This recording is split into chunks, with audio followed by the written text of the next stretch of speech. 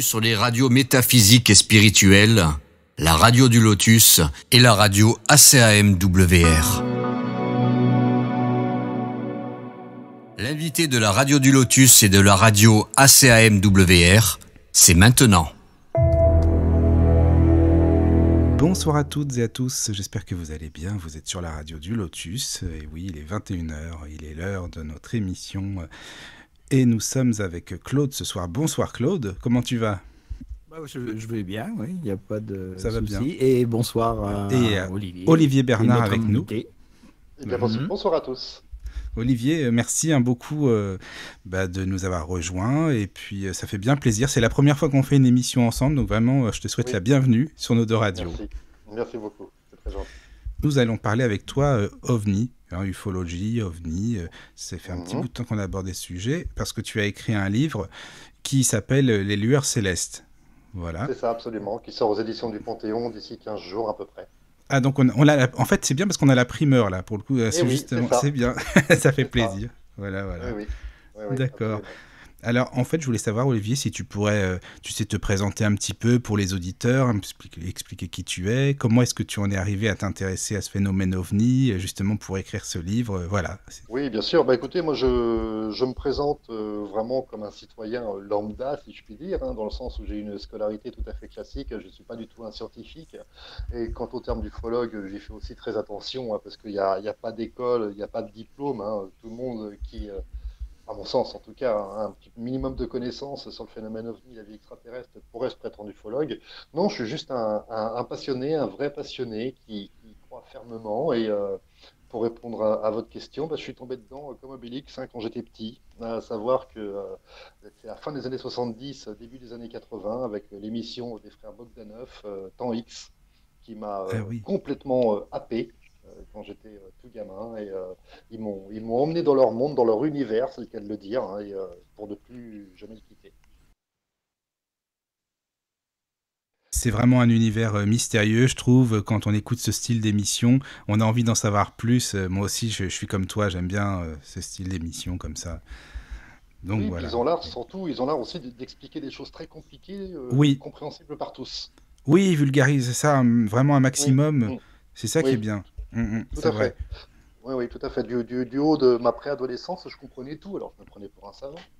Oui, non, mais c'est marrant, t'as raison, je connais, c'est bon, je sais expliquer. Oui, c'est bien ça. Alors, j'avais lu aussi que tu as une passion, c'est le dessin. Oui, à la base, j'ai une formation artistique, effectivement, j'ai fait l'école supérieure d'art moderne. Mais comme à peu près tout ce que j'ai fait au niveau scolarité dans ma vie, je ne l'ai pas terminé.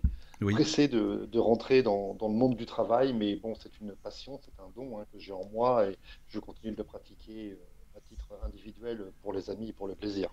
Oui, et puis bon, après, tu sais, pour parler ou des diplômes ou autres, c'est pas ceux qui ont plus de diplômes qui s'intéressent le plus ou qui bossent le mieux. Enfin, ça, c'est mon avis, après. Voilà. C'est le mien aussi, puisque ma citation favorite, une de mes favorites, c'est celle de Paul Valéry, à savoir que pour moi, le diplôme est l'ennemi de la culture. Oui, voilà, on est sur la même longueur d'onde, c'est bon. c'est ça, voilà. La photo aussi, tu aimes bien par rapport à ce que tu m'avais dit, voilà. Oui, ça rejoint le dessin. Oui, voilà. Le dessin, la peinture, l'art, le graphisme. J'ai effectivement abandonné pendant près de 20 ans quand même, le dessin pour parcourir la ville de Paris, que j'ai habité plus de 20 ans aussi, et à la Douaneau, je photographiais les gens dans la rue, au hasard des rues. Sympa ça. Ah oui, c'est bien ça. Oui.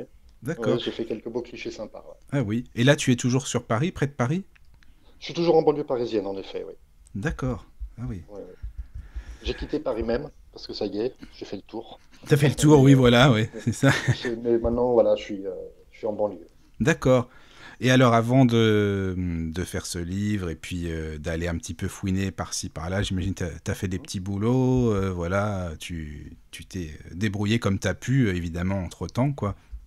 Quand on sort de l'école sans le bac, non pas que je l'ai raté, mais que je ne l'ai jamais passé, et que j'ai eu la chance de faire une école supérieure que j'ai fait en dilettante, effectivement, après, il n'y a plus que deux choix. Soit on chute, soit on se réveille, pour ne pas prendre une autre expression plus vulgaire.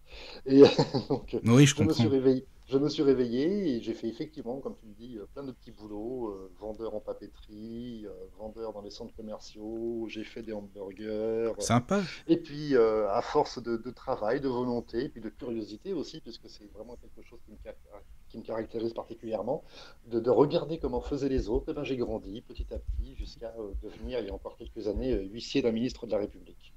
D'accord. Ah ouais. Ouais, ouais, c'est vraiment bien ça. Oui, à force de travail, Ah ouais. oui. Bah voilà, c'est ça. C'est toujours la persévérance, hein, de toute façon. C'est ça. Mais c'est les gens qui ont moins le diplôme qui bossent le mieux, j'ai remarqué. Enfin, Oui. parce qu'on sait qu'on n'a pas de diplôme, on sait qu'on peut pas se reposer dessus et qu'on n'a que notre volonté et Ouais, je suis notre force et d'accord. notre courage. Ouais, ouais, non, mais ça, c'est sûr, je suis à 100% avec toi, parce que même quand on voit, bon, c'est une parenthèse, mais les artistes, des artistes qui n'ont pas de diplôme, et il n'empêche La qu'ils ont plupart. fait, voilà, La beaucoup de belles plupart, quand on choses. regarde Michel Drucker, il en a pas. Voilà. C'était un cancre, il le dit lui-même. Oui, oui, Il c'est y en a vrai. plein. Il y a plein d'exemples comme ça. Oh, oui, oui, c'est clair, même des poètes ou quoi qui n'ont pas eu de diplôme Hum, forcément, hein, donc voilà, tout à ça veut fait. rien dire. Oui, oui. Ça veut rien dire. Oui. Et alors, pour écrire ton livre, là, qui va sortir bientôt, Les Lueurs Célestes, comment tu as Hum. fait? Tu as eu accès, j'imagine, à des archives, tu as discuté avec beaucoup de monde, tu t'es bien renseigné, enfin, comment ça s'est passé pour un petit peu la préparation de ce livre? Ah bah oui, effectivement, je me suis rapproché des meilleurs, hein, ça Voilà, va oui. sans dire. Je vais citer notamment Pierre Lagrange, hein, dont je me suis fortement inspiré de ses écrits, de ses recherches, qui est un sociologue, mais aussi un chercheur, un scientifique, qui a écrit énormément sur le phénomène OVNI et notamment l'affaire Roswell, que je retranscris à travers lui, puisque lui est allé sur place, il a écouté les enregistrements, et donc je retranscris ça aussi dans le Ah livre. oui. Ah, il avait même Oui, écouté oui. les enregistrements, ça c'est vraiment Oui, oui, bien bon. ça. Oui, oui, il est allé chez la veuve de je sais plus qui, enfin c'est dans le livre, mais d'un monsieur qui connaissait effectivement Arnold. Et donc cette vieille dame a dit, oh ben je crois qu'il me reste deux trois trucs de cette époque. Bah, Pierre Lagrange, je ne sais pas démonter, bah, il a dit, bah, je peux voir. Et effectivement à l'intérieur il y avait des vinyles, et sur les vinyles il y avait l'estampille de la radio, et c'était ni Oui. plus ni moins que l'interview d'Arnold. D'accord, ah ouais, c'est vraiment intéressant ça. Donc elle est C'est... retranscrite Oui. dans le livre en intégralité du coup. Ah d'accord. Oui, mais tu vois, justement, là tu parles de Roswell, il y a beaucoup, beaucoup de désinformation, hein, parce que même il n'y a pas si longtemps, hein, il y a des gens qui disaient oui, mais non, c'est n'importe quoi, ça n'a pas existé. C'est de la désinformation, en fait. Hein. Alors, ça a existé, sauf que effectivement, il faut y mettre un petit peu les freins, à savoir que Roswell n'a pas été la grosse affaire que l'on dit. Pas du tout, absolument pas. Parce que quand Roswell est arrivé, bon, bah, il y a eu ce crash, il y a eu les militaires qui ont récupéré ce qu'ils ont pu récupérer, ils ont dit aux fermiers, toi tu te tais, sinon tu meurs. Oui, Mais après, en 1948, en 1949, c'était complètement oublié. Les gens avaient complètement oublié ça. On était en train de rentrer dans la guerre froide. Les Américains avaient bien d'autres occupations. Et ce n'est qu'à partir du livre de 1980 que cette affaire est ressortie et a fait un buzz incroyable. Mais de 1949-50 à 1980, plus personne ne parlait de Roswell, en fait. ouais, c'est vrai, t'as raison, c'est sûr. Mhm. Oui. Non, non, Oui. ça a été monté. Et donc, grâce à Pierre Lagrange, dans le livre, je mets la véritable histoire de Roswell avec ces fameux vinyles que Pierre Lagrange a retrouvés dans les cartons de ces vieilles dames. Et là, on a vraiment une version qui est approchante, bien sûr, mais qui est quand Oui. même différente. Oui, mais qui est bien documenté, quoi. C'est ça, c'est Et qui est important bien aussi. documentée, Oui, absolument. oui, Tout à oui, c'est fait. vrai. Et t'as été aussi accueilli, enfin, si on peut dire, par le GEPAN aussi. Alors, le GEPAN, oui, ben, dès qu'ils ont ouvert leur site internet, autant vous dire que j'ai sauté dessus, même si Voilà, le oui, c'est site en ça. Bah oui, ouais. j'imagine, tu Même, m'étonnes. même si le site en lui-même a sauté au sens propre du terme, tellement il y avait de monde dessus. Oui. Mais ça n'a pas été ma principale source d'information, puisque avant que Pascal Fechner quitte la direction du MUFON France, j'ai énormément, énormément échangé avec lui sur Facebook, quasiment tous les jours, et même par courrier postal et par mail. Aujourd'hui encore avec Jeannie Chariot, qui a pris la direction du MUFON Québec et du MUFON France, qui ont lu Les Lueurs Célestes, mais qui ne s'appelaient pas comme ça à l'époque dans sa première écriture, et qui en ont Oui. dit le plus grand bien. Donc, je l'ai retravaillé grâce à eux, grâce à beaucoup d'autres personnes. Et voilà, donc maintenant, il est dans sa version définitive. Et enfin, je sors quelque chose qui, à mon sens, tient la route. Oui, oui, oui, il y a beaucoup d'informations dedans et je pense que les gens vraiment qui sont intéressés par l'ufologie, ils vont y retrouver beaucoup de choses. Parce que même quand tu Oui, parles des oui, textes oui, sacrés, on va en parler après, hein, bien sûr, des textes ouais. sacrés, il y a Mhm, eu beaucoup, mhm. beaucoup de choses dont tu as eu comme information, tu t'es renseigné, enfin, c'est allé loin. Enfin, je veux dire, ton livre, quand même, il va loin parce que de parler des textes antiques, etc., c'était quand même, c'est bien, Bah, quoi. oui. J'ai voulu avoir une approche différente parce que si c'est pour reparler encore une fois de la zone 51, il y a à peu près 50 à 250 bouquins sur le C'est ça, sujet. oui. Je vois pas ce que j'allais dire de nouveau. Si c'était encore pour parler des abductions, il y a eu à peu près encore autant de livres. Oui. Non, moi je voulais vraiment une approche différente et qui n'a jamais vraiment été faite, qui a été faite, mais pas sans me jeter de fleurs, mais de façon aussi approfondie que moi, à savoir que j'ai fouillé les textes religieux, Voilà, mais oui. j'ai aussi fouillé à travers le temps, depuis l'aube de l'humanité. Et c'est ça qui est intéressant. Moi, c'est ça que je trouve original, en fait, dans ton livre, tu vois, surtout. Parce que c'est vrai qu'il y a plein de sujets dont on a entendu parler maintes et maintes fois, mais par contre, cet aspect des textes religieux, non. Malheureusement, je trouve pas, tu vois. Alors, peut-être dans Oui, des c'est ça. conférences, mais par écrit, non. Et c'est ça qui Oui, est... ça reste, oui, là, dans des conférences, C'est effectivement, ça. ça reste très anonyme encore. Oui, exactement. Voilà, c'est pas. Et depuis l'aube de l'humanité aussi, parce qu'il faut pas perdre de vue que la religion, si elle est née, bah, c'est ce que j'explique dans le livre, les dieux, bah, Dieu, c'est eux, hein, ni plus Les ni Elohim, moins. les Et dieux, quoi.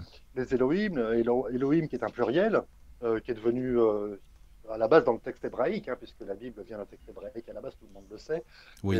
Mais Elohim est un pluriel qui est devenu Eloah, mais dans une religion monothéiste comme il se devait, le pluriel dérange. Donc Eloah, c'est quoi Eloah? C'est les peuples qui viennent du ciel. Mais être plusieurs, c'est pas bon ça. Donc on l'a converti en Dieu. Point. Voilà, oui. Oui, Voilà. oui, c'est ça. Bah oui, forcément, c'était plus simple pour l'homme. Et puis bon, c'est toujours plus simple de se dire, oh, bah non, mais on est les seuls, il n'y a personne à part nous. Bon, c'est quand même mieux, quoi. C'est l'homme qui veut toujours être plus Olivier, grand.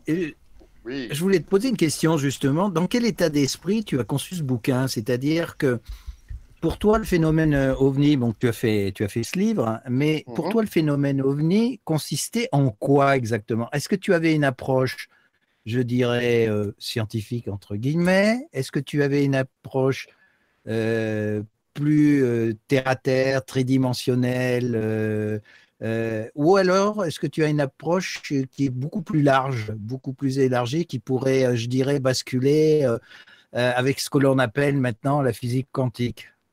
Ben, j'oserais dire un petit peu de tout, mon commandant. Euh, à savoir qu'effectivement, il y a une Précise-moi ça approche. un petit peu, oui. À savoir qu'il y a une approche effectivement scientifique, mais qui est tout à fait abordable, hein, parce que je vous ai fait mon CV un petit peu en début d'émission et je ne suis pas un scientifique du tout. Mais je suis un grand curieux, un fouilleur, un fouineur, et je me décris surtout comme un auteur bon documentaliste. Et c'est vrai que la science et la technologie, ils résolvent beaucoup de problèmes, hein, mais ils en créent d'autres qu'ils ne savent pas maîtriser ni même énoncer parfois, hein. C'est comme si à chaque progrès scientifique correspondait une part de peur, quelque part. Donc, est-ce qu'il faudrait conclure que la volonté absolue de maîtrise scientifique des choses, des événements, entretient avec le monde de l'irrationnel des liens plutôt plus étroits qu'on ne le croyait et qu'il n'y a pas plus de risque de sécurité absolue après tout? Donc, il y a aussi de l'astronomie, hein. Je parle aussi de l'immensité de notre univers, parce que je crois que tout le monde ne se rend pas compte qu'on est plus petit qu'un grain de sable. Donc, il est pas la Terre ayant à peu près 14 milliards d'années, hein, pour arrondir, il n'est absolument pas possible, à mon sens, qu'il n'y ait pas une vie qui soit développée ailleurs. Donc, il y a un petit peu tous ces aspects qui sont développés dans le livre, parce qu'il ne suffit pas de dire aux gens, oui, ça existe, et puis c'est pas non plus ce que je voulais faire. Je voulais pas dire aux gens, voilà, j'écris, ce que j'écris, c'est vrai, regardez, c'est moi qui ai raison. Non, je leur donne de la matière, je leur donne des billes, je pose tout sur la table et je leur dis, faites-vous un avis. Ouais, cherchez par vous-même. Voilà, je leur donne les éléments. Je dis voilà ce qui s'est passé dans le temps. Voilà les traces qu'on a. Voilà quelle est l'astronomie, mais je rassure les auditeurs de façon tout à fait abordable et compréhensible, comme le font les frères Bogdanov. Et je dis voilà, bah, avec tous ces éléments, comment pouvez-vous encore croire qu'on est les seuls? C'est pas possible. Oui, oui, c'est abordable. C'est ça, oui. C'est vrai. Oui, c'est Moi, je l'ai abordable ressenti par comme tous. ça aussi. Oui, oui, Tout oui, à oui. fait. Mais est-ce que tu as eu de la censure ou non? Parce que bon, c'est franchement ces sujets-là, je trouve que c'est assez sensible et que parfois on nous dit non, Oh, non, faut pas parler de ça. ouais, mais de moins en moins De moins en maintenant. moins, ouais, c'est sûr, mais bon, Oh, je quand pense, tu oui, touches au c'est texte moins censuré. sacré, quand tu touches au Hmm. texte sacré et tout, voilà, tu vois. Bah, de la censure par qui? Bah, de la censure par bon bah déjà la maison d'édition ça va tu l'as publié tu vas le publier donc c'est que c'est pas y a pas de Mhm, problème mais mhm. ça pourrait être de la censure même par simplement des personnes peut-être haut placées quoi. Non, non, non, absolument pas du tout, parce que c'est pas une critique absolue de la religion, hein. Je suis resté effectivement très prudent avec ça, parce que je sais que l'homme a besoin aussi de ce réconfort, hein. Voilà c'est ça. Il a besoin aussi de cette théologie qui le rassure. À défaut de croire aux extraterrestres, bah, il va croire en Dieu, en Jésus Tout-Puissant. Et ben, pourquoi pas? Après tout, ça fait de mal à personne. Mais à mon sens, il était difficile de ne pas mélanger ovni et religion, hein, quand on sait que dans les deux camps, dans les deux cas, il s'agit d'une croyance. Et c'est pour ça que j'aime mettre ces deux entités dos à dos, parce que il est difficile de critiquer du coup le religieux et il est difficile de critiquer l'ufologue, parce que c'est des croyances dans les deux cas. Et comment affirmer qu'on connaît la vérité au sujet des mystères des cieux, que ce soit les ovnis ou Dieu? Ben, c'est Mais un c'est sacré vrai. pari que je me suis lancé. Non, mais t'as raison, c'est vrai. La vérité, est-ce qu'on la connaît? On a des hypothèses, oui, peut-être, mais la vérité Oui, absolue, non. oui, parce Après, que oui, ils croient tous les deux en quelque chose d'autre, hein, que ce soit sous leurs pieds ou sous leurs yeux, les voilà. ufologues ou les croyants. Et au final, moi dans mon livre, ce n'est que l'approche qui est différente, hein, car le film est exactement le même. Ce sont que les acteurs qui changent. C'est pareil, oui. Bah oui, parce que bon, après, on sait, comme tu le disais d'ailleurs dans ton livre, les hommes ont toujours cherché à comprendre l'univers, à percer les lois, à essayer de comprendre ce qui se passe aussi au-dessus de lui, quoi. Ne serait-ce Mais oui, parce que que... mettez-vous à la place des premiers hommes, Oui, les chasseurs-cueilleurs, et même avant d'ailleurs, hein, parce que le chasseur-cueilleur est encore même quelque chose de très récent au regard de notre humanité. Mais à part les oiseaux, il n'y avait rien qui volait dans le ciel. c'est ça. Donc imaginez un truc hyper lumineux qui se déplace sans bruit, d'où descendent des personnages qui sont à peu près pareils, mais quand même pas tout à fait. Comment voulez-vous qu'on les appelle pas des dieux? Bah c'est les Il dieux, ouais, fallait, tout de simplement. toute façon, il fallait leur donner un nom. Donc, Oui. Oui, oui, oui, bah oui, parce que quand tu le disais aussi par rapport oui, aux engins qui se déplacent, les hommes qui voyaient ça, tu parlais aussi d'Ézéchiel, par exemple, qui décrit vraiment absolument, très très bien une machine hein, qui se déplace dans le ciel, et ça, absolument. c'est quand même parlant, Et quoi. puis, il faut préciser aussi qu'Ézéchiel, il dit bien que c'est un songe, que ce n'est pas un rêve. Donc déjà, il y a une différence au niveau du terme. Et dans le Oui, songe, ça veut dire qu'il est plongé dans quelque chose peut-être de particulier qui fait qu'il se trouve effectivement en contact avec de la technologie qu'il ne pouvait pas comprendre à son époque. Absolument, c'est une vision qu'il raconte, hein, Mhm. 500 ans avant Jésus-Christ. C'est dans la Genèse 1,15-16, où il dit, je cite, j'étais en exil avec mes frères à Babylone, près du fleuve Kébar, quand le ciel s'est ouvert, un vent violent est venu du nord avec une grande nuée et une gerbe de feu. Tout autour, une lumière rayonnait, un éclat étincelant sortait du milieu du feu. Au centre, quelque chose ressemblait à quatre êtres vivants. Leur aspect était proche de celui des hommes, chacun d'eux avait quatre visages et quatre ailes. Ils étincelaient comme du bronze poli. Et ben, tout ça, c'est écrit dans la Bible. si ça, c'est pas une description Alors, d'un si ovni, ça, je suis désolé, c'est pas une révélation, c'est alors ça. là, hmm. Ah ouais, mais non, Dieu ça, est, je suis tout... d'accord. ouais, mais Dieu est toujours présent dans la Bible, hein, mais Dieu, ou devrais-je dire Elohim, comme on l'a dit tout à l'heure. Oui, oui, c'est ça, parce Tout que... à fait, parce que j'avais une personne qui écrivait, qui a écrit, enfin, plus exactement, qui avait traduit une partie justement qui était écrit en hébreu, c'était dans la Torah, il me semble, et justement où Mhm.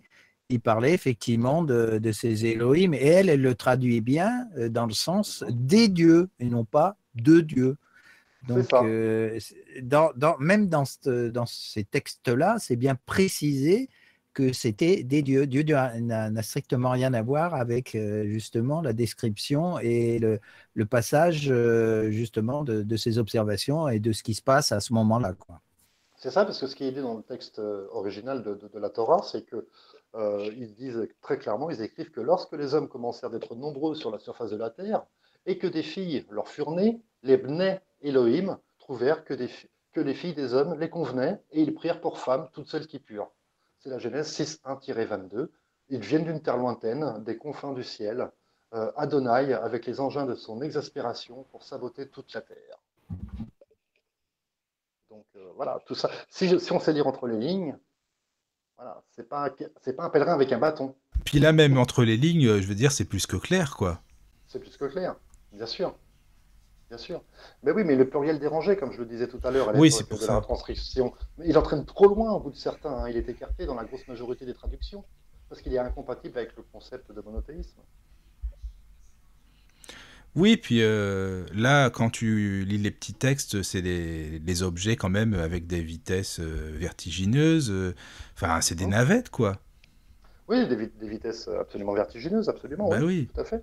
Ah Ouais, ouais. oui. Et pour finir sur le sujet, enfin, si on veut, des Elohim, il suffit de prendre le Petit Larousse des éditions de 1965. Oui. Et à la définition de ce mot, on peut lire Elohim, mot hébreu, pluriel d'El ou Eloah. On pourrait dire que ce mot nomme les créateurs et bel et bien un pluriel parfaitement défini, Oui, selon le oui, Larousse. c'est ça. Hmm. Même dans le... Je savais pas du tout, tu vois. Alors bon, voilà, bah, les créateurs, c'est Ah, ça. j'ai fouillé, hein. Ah oui, non, mais là, c'est bien, c'est bien. Au contraire, c'est très... Ouais, Justement, ouais. c'est bien documenté, donc voilà. Mm, mm. Mhm. Et Mais alors, en fait, c'est dans Ézéchiel que se trouve la plus intéressante description des engins volants, hein. Oui, dans Ézéchiel, oui, oui, oui, oui. C'est le meilleur, là, hein. Et même Jean-Claude Bourret le dit dans sa conférence, je ne sais pas si vous l'avez vu avec Monsieur Petit. Ah oui, avec où, Jean-Pierre Petit, oui, oui. ouais, ouais. Il en parle dans Ézéchiel, il y a une description, mais c'est la meilleure, quoi. Il y a une grande nuée avec un feu fulgurant et une clarté autour, tandis qu'au milieu, il y avait comme le scintillement de vermeil, et au milieu, la forme de quatre êtres dont l'aspect était le suivant. Ils avaient une forme humaine, chacun avait quatre faces et avait quatre ailes. Oui, non, mais voilà, c'est pas, je veux dire, c'est bien des êtres, c'est pas n'importe quoi, c'est des êtres, en plus, C'est des êtres, quasiment à forme humaine, donc voilà. bien sûr, Ouais, absolument. Bien ouais. sûr, et C'est quand vrai. Moïse est rentré quand Moïse est monté sur la montagne Oui, et qu'il est rentré dans la nuée, il est écrit que quand il est ressorti, son visage et son corps scintillaient. oui, c'est ça, oui. Ouais, d'accord, ok. Mais bon, c'est pas la nuée qui l'a fait scintiller. Il est rentré dans un vaisseau spatial et il a reçu quelque chose. Mais L'Arche il a reçu un d'Alliance, message, quoi. il a reçu un message et puis il a reçu peut-être des radiations non mortelles, mais des radiations quand même. Et puis l'Arche d'Alliance dégagée. L'Arche d'Alliance a été reproduite dans une université. Je ne vais pas tout vous raconter non plus, on va plus acheter le livre. Mais, Oui, voilà, mais, c'est ça. mais l'Arche d'Alliance a été reproduite par des élèves dans une université, mais elle dégageait tellement d'énergie qu'ils ont été obligés de la détruire. Ah oui, oui, oui, Mhm. oui, oui. C'est dingue quand même ça, hein. Je te rends compte quand tu vois ça, mais tellement d'énergie. Mais non, mais voilà, je pense que c'est ça. C'est pas plus compliqué que ça. En fait, on va chercher midi à 14h alors que finalement, ça pourrait être simple, quoi. Mais c'est très simple en fait, il suffit juste de l'admettre, mais c'est encore trop. Même si on y arrive un petit peu petit à petit, les médias aidant, la technologie, les esprits s'éveillant, c'est encore difficile, mais on y arrive, ça va être admis. Mais j'espère qu'on va y arriver parce que faut que les gens se réveillent un peu. Oui, ça serait bien, c'est sûr. Mais tous les textes religieux en parlent tous, le Coran, les textes indiens, les Le textes Zohar, tibétains, tous, tous, ouais. tous, Ouais, tous oui. en font référence. C'est quelque chose de dingue.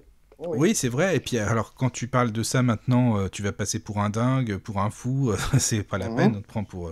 Alors que non, Un mais hérétique. oui, un hérétique, exactement. Oui, bah c'est ça, exactement. Voilà. Oui, Mhm. oui. Mhm. Tout à Bon, fait. après, Mais je crois, oui, je crois que c'est un état d'esprit aussi. Je pense que effectivement, le problème, c'est que déjà les religieux, j'en parle même pas, ils renient systématiquement ce genre de choses parce que ça correspond pas, si tu veux, à leur point de vue au niveau de la religion, etc. Et puis, qu'il existe d'autres êtres beaucoup plus évolués que nous le sommes, nous, parce qu'on est quand même une planète, comme je l'ai toujours dit, assez primitive, hein, au niveau comportemental, au niveau même évolution, au niveau technologique et autres, bien qu'on Mhm. on est pas mal avancé, mais on est quand même loin du compte, je veux dire. Et aussi au niveau, je dirais, ouverture d'esprit, parce que on parle de ces dieux, mais je sais que dans certains textes, et notamment en Égypte, il y avait des grands prêtres qui communiquaient avec ces fameux dieux, entre guillemets, et qui avaient même des portes dimensionnelles par lesquelles ils passaient. Il y avait un texte sacré qui avait été retrouvé justement Mhm. par rapport à ça, et qui racontait justement comment ça se passait par rapport au contact, du contact qu'ils avaient avec ces enseignants, entre guillemets, pour lequel justement il développait des connaissances qu'il diffusait un petit peu après au peuple, en somme, pour faire évoluer cette civilisation qui était l'ancienne Égypte, quoi, en somme. Mais c'est pareil, même j'ai vu récemment un article où il y a énormément d'artefacts qui ont été découverts sous la pyramide en question, hein, puisqu'elle recèle Mhm. pas mal de choses, et qui ont découvert aussi sans parler des hiéroglyphes où effectivement il y a des symboles qui sont tellement évidents que Ouais. s'ils sont rejetés tout de suite parce que Mhm. c'est tellement évident, c'est-à-dire comment ça se fait que il commençait à dessiner des symboles qui ressemblent beaucoup à notre technologie actuelle, enfin bref.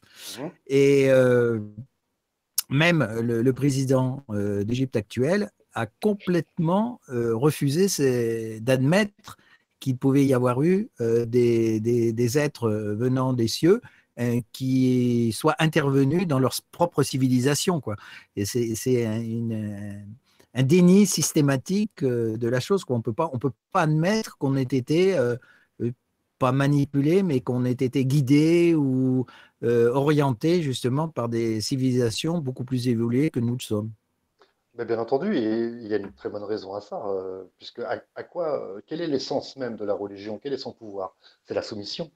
Et Oui, à partir du moment où vous dites, bah non, en fait, il y a quelque chose d'autre qui est plus puissant que nous, qui est plus évolué, qui est quelque part dans l'espace, bah, ils perdent leur autorité.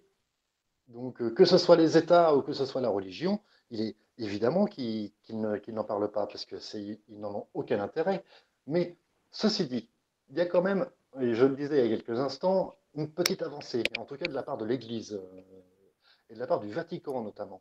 Puisque oui, du pape François, il en avait parlé, il me semble, hein. ah ouais, alors le pape François, il en a parlé, mais de façon assez ironique, hein. Il a dit si je rencontrais un extraterrestre, je le baptiserais. Voilà. Ah, ça, c'est pas con, ça. Alors là, vraiment, bravo. Hein. Ça, c'est pas mal, ça. Au même titre que quelqu'un d'autre.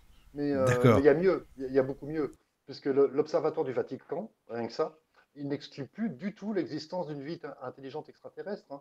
Et sur ce sujet, il faut citer le père Joseph Funès, hein, qui est le directeur de l'Observatoire du Vatican, qui, le 13 mai 2008, dans le journal du Saint-Siège, l'Osservatore Romano, a publié une interview dans laquelle il déclarait, selon moi, cette possibilité, c'est-à-dire celle de l'existence d'une vie extraterrestre, existe. Ah, c'est pas beau ça? L'Observatoire du Vatican, s'il vous plaît. Oui, quand même, ça Oui, avance. C'est pas rien donc non c'est une plus. Hein. sacrée, ouais, c'est Ouais, une ouais, ouais. sacrée évolution. Mais je Ouais, pense ouais. que, tu vois, comme on le dit souvent, et les médiums en parlent aussi pas mal, on est dans une année, je pense, l'année 2021, une année de Hum. révélation. On est Oui, dans ce c'est qu'on ce que tout appelle le monde dit. l'Apocalypse, hein. C'est Voilà, ça. la Hum. révélation. Donc, je pense qu'il y a beaucoup de choses qui, petit à petit, vont ressortir, ressurgir, et il va y avoir, ça va faire boule de neige. Donc, s'il y en a qui commencent vraiment à parler dans les hautes sphères, d'autres vont suivre et vont se dire, bah, après tout, ils ont dit ça, pourquoi nous, on ne le dirait pas, ou voilà, on ne le révélerait pas, etc., etc. Et c'est comme ça que les choses vont petit à petit se mettre en place. Et c'est pas plus mal, à la limite, je dirais, parce que ça va se faire en douceur. Ça va pas être une révélation brutale, voilà, où on met les gens au pied du mur, mais être quelque chose qui va se faire en douceur. Et en plus, on est préparé énormément par tous les films, par toutes les séries qui sortent dans ce domaine-là, ce qui fait que je pense que l'esprit humain est quand même orienté et ça intéresse quand même les gens, hein, ça, voilà, ça suscite quand même de la curiosité par rapport à tout ça, quoi. Oui, bien sûr, mais effectivement, j'en entends parler aussi également, et je dis il va y avoir des révélations, mais il faut surtout pas, effectivement, que ça soit violent, pas du tout, hein, parce que alors là, ça Non, serait non, non, non. absolument terrible. Et puis, je comprends tout à fait le scepticisme des uns et la crainte des autres, hein, car des preuves, des révélations extraordinaires risquent d'avoir un impact énorme sur l'avenir. Sur les Donc, gens, sur l'avenir, oui. sur les gens, voilà, et donc il faut y aller à pas de velours, parce que ça peut créer des effondrements économiques, des guerres mondiales. Donc, il faut effectivement y aller doucement. Mais ça Hein, mais viendra. bon. Ça viendra petit à petit. Ça viendra, mais bon, on est encore dans la désinformation, hein, puisque quand l'information est gênante, Mm. hein, comme la divulgation d'une rencontre ou d'un témoignage d'observation d'engin, on la dissimule, on la camoufle, hein, voilà, ou encore on la déguise en autre chose, comme ils le sont toujours fait. Oui. Après, je me dis, est-ce que le phénomène ovni et la religion peuvent se recouper un peu, se regrouper, disons, tu Elle se vois? regroupe déjà, hein, ne serait-ce que par les tableaux, des tableaux de peintres, de peinture religieuse. Du reste, tu en parles un petit peu Oui, tu en parles dans ton livre, dans des peintures. l'extrait que tu nous avais donné.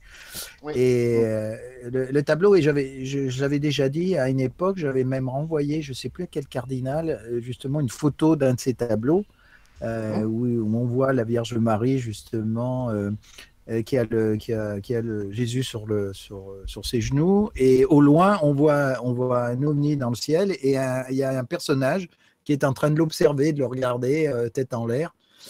Et je ne sais plus le nom de ce tableau, il faudrait que je le recherche. Et je lui avais envoyé. Il m'avait répondu en disant qu'il n'avait aucune explication possible à me donner par rapport à ce tableau, qu'il ne pouvait pas me dire voilà, ce que ça signifiait, etc. La réponse que j'avais eue à cette époque.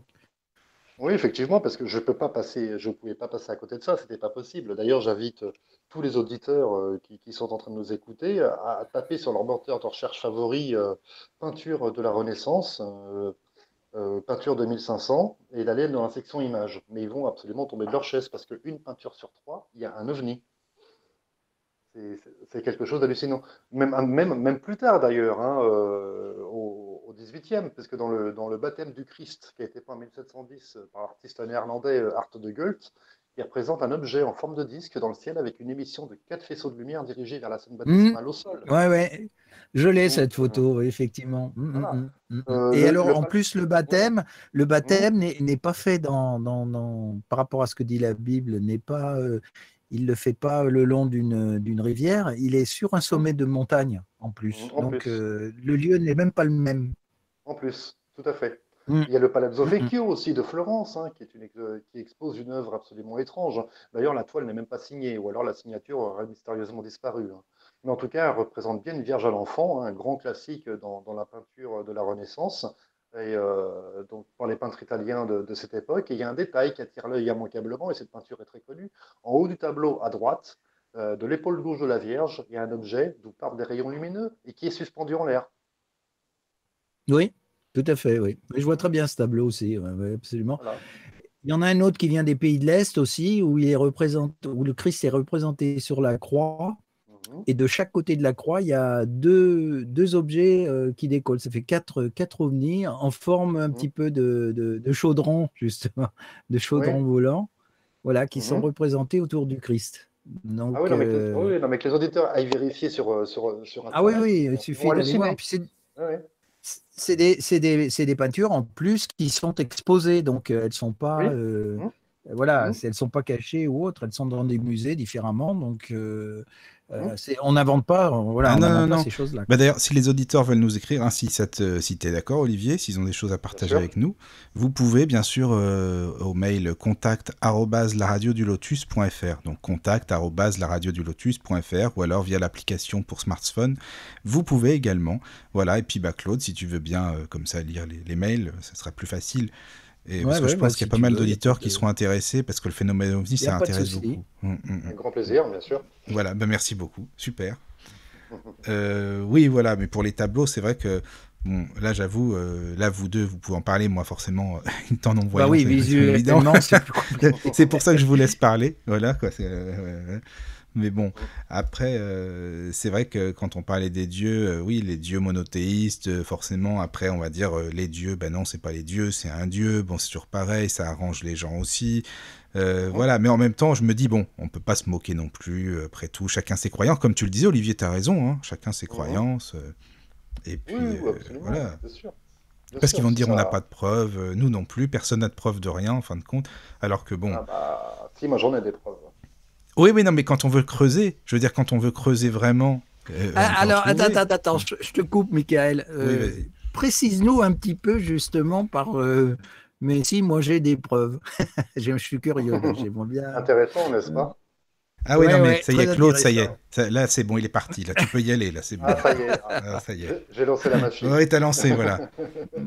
J'en ai plein des preuves, hein, je les relate dans le livre, bien évidemment, mais par exemple, vieux de 73 000 ans, oui, 73 000 ans, c'est-à-dire il y a un dessin sur un morceau de silcrète, hein, c'est une pierre particulière, qui a été trouvée dans la grotte de Blombos, c'est en Afrique du Sud, et qui est antérieure au dessin précédemment réalisé par l'homme, d'au moins 300 000 ans, qui représente clairement un ovni. En Espagne également, on le date entre moins 22 000 et moins 19 avant Jésus-Christ, dans la grotte d'Altamira. Ils sont dessinés des graffitis dont la forme évoque des ovnis qui sont les mêmes que les ovnis actuels. Mais pas besoin d'aller aussi loin. Dans la grotte de Cougnac en France, hein, on trouvera de nombreux pétroglyphes aussi, des dessins symboliques hein, qui sont gravés sur la pierre, sur une surface rocheuse à l'état naturel. Moins préhistorique, mais tout aussi antique. Il y a un superbole qui a été façonné dans le gneiss. C'est une des roches les plus dures au monde, hein, le gneiss. Il est haut de 14 cm et d'un diamètre de 20 cm. Et il est d'une si grande finesse qu'il est semi-transparent. Donc, il faudra m'expliquer comment, à l'époque des chasseurs-cueilleurs, ils ont pu faire quelque chose d'aussi fin. Il est exposé actuellement au musée d'anthologie de l'Université de Berkeley en Californie. Bon, bah, les manuscrits de la mer morte, tout le monde les connaît, hein, qui font état d'étranges vaisseaux du ciel. Mais il y a aussi en France également encore, à Angers, en 842, il y a d'étranges vaisseaux volants qui se sont manifestés au siège de la ville d'Angers par Charles II le Chauve. Et cet événement est consigné dans les annales de Fude, confident et éminence de Charles II. Italie, à Valcomensia, mais mon préféré, c'est quand même à Istanbul, au palais Topkapi. Il y a des cartes de 1532 qui sont carrément très troublantes, qui représentent les continents vus du ciel. Déjà, c'est pas mal en 1532. Mais le plus étonnant, c'est pas ça. C'est que sur ces cartes, il y a l'Arctique qui est présent, alors qu'il a été exploré pour la première fois au 19e siècle. Ah oui, bah, je comprends, oui, là, pour le coup, c'est Mm. vraiment... Là, c'est des preuves, oui, c'est sûr. Hein, là, c'est des Oui, oui. preuves, on peut les toucher, on peut Oui, les oui, oui, oui, voir. oui, c'est vrai. Et Mm. voilà, et des exemples comme ça, je vous en donne plein dans le livre. Et alors le problème, c'est qu'aussi, j'en reviens à l'Égypte, il y a énormément Mhm, d'artefacts qui ont été trouvés et mhm, qui ont été, je ne veux pas dire pillés, mais qui ont été récupérés, et notamment, apparemment, d'après ce que j'ai pu lire, maintenant c'est à vérifier, mais qui auraient été récupérés par un Rockefeller pour sa collection mhm. personnelle. Donc ça veut dire que ces artefacts nous sont, disons, quelque part squattés et on ne peut absolument pas les avoir en réel. Et ça arrange l'Égypte aussi quelque part parce que évidemment ça mettrait en Eh oui. cause un petit peu voilà, toute son histoire et son évolution justement par rapport à tout ça. Ah, Et bien la sûr, question que je oui. voulais te poser, c'est comment Mhm, tu te situes, toi, en tant qu'homme, en tant qu'humain, par rapport à tout mhm, ça? Par rapport justement au fait qu'on a été visité par ces êtres-là, qu'ils ont participé à l'évolution de certaines civilisations, hein, comme les mhm, Sumériens, comme les Égyptiens, comme l'Atlante, mhm, parce que l'Atlante mhm, était en contact aussi, il y a des traces hein, qui montrent qu'elle existait et mhm. qu'elle en plus était en contact avec justement des galactiques, des êtres venant de galaxies différentes, etc. Donc, comment toi tu te situes justement par rapport à tout ça? Comment tu le ressens? Je suis à la fois émerveillé et déçu. Ah, Émerveillé parce qu'il y a vraiment quelque chose qui est bien supérieur à nous, qui existe, et déçu parce qu'on a perdu toutes ces connaissances et qu'on les a cachées et qu'on a évolué comme des hommes singes, si je puis être un petit peu vulgariser le truc, au lieu de continuer sur la bonne voie et de vivre en bonne harmonie avec ces êtres qui sont venus nous apporter toutes ces connaissances. On a véritablement, comme l'homme sait si bien le faire, tout gâché. Donc voilà, je suis un peu partagé là-dessus, mais bon, je pense qu'ils n'ont pas dit leur dernier mot, moi non plus. non, Donc, non, de ce côté-là, il n'y a pas de souci. donc Mais, mais c'est vrai, on nous a en somme privés de notre patrimoine, en somme de nos connaissances réelles, quoi, oui, oui. de ce que l'on est vraiment, de ce que l'on aurait pu faire Mais ça, c'est fait effectivement, et tout exprès ça, aussi, hein. parce que C'est fait exprès qu'on nous a privés de tout comment? ça. Oui, oui, oui, oui, c'est fait volontairement par certaines puissances qui veulent avoir un certain pouvoir Bah, sur c'est exactement la ce que j'allais dire. civilisation. L'homme de tout temps a toujours voulu tout s'approprier, hein. Et donc, Mm. comme ils n'ont fait que des visites ponctuelles, si je puis dire, et qu'ils n'ont jamais vraiment campé sur une longue période, qu'ils n'ont fait que des allers-retours, bah, les plus malins des hommes de l'époque s'en sont saisis pour avoir du pouvoir, oui, et pour assouvir les autres. Tout à fait. Et de toute façon, quand ils étaient là, ils ont guidé effectivement certaines populations qui ont évolué, qui ont fait de grandes civilisations. Et c'est vrai qu'à partir du moment où ils sont partis, ces civilisations dirigées par l'homme se sont cassées la figure, hein, de toute façon, Oui, oui, oui, obligatoirement, oui, parce que voilà, l'être humain est incapable de gérer pour le bien des autres, mais pour son propre pouvoir, pour sa propre... absolument. Absolument, et c'est ce qui a été rapporté dans le cas de l'OVNI qui serait, j'emploie le conditionnel, tombé au Brésil il y a à peu près un an et demi de ça, là, où Ah il y a oui, eu une j'ai vague entendu parler. d'hélicoptères militaires qui sont arrivés sur les lieux, etc. Voilà, c'est Bon, ça. j'avais un petit peu enquêté sur le truc avec Pascal Fechner du MUFON à l'époque.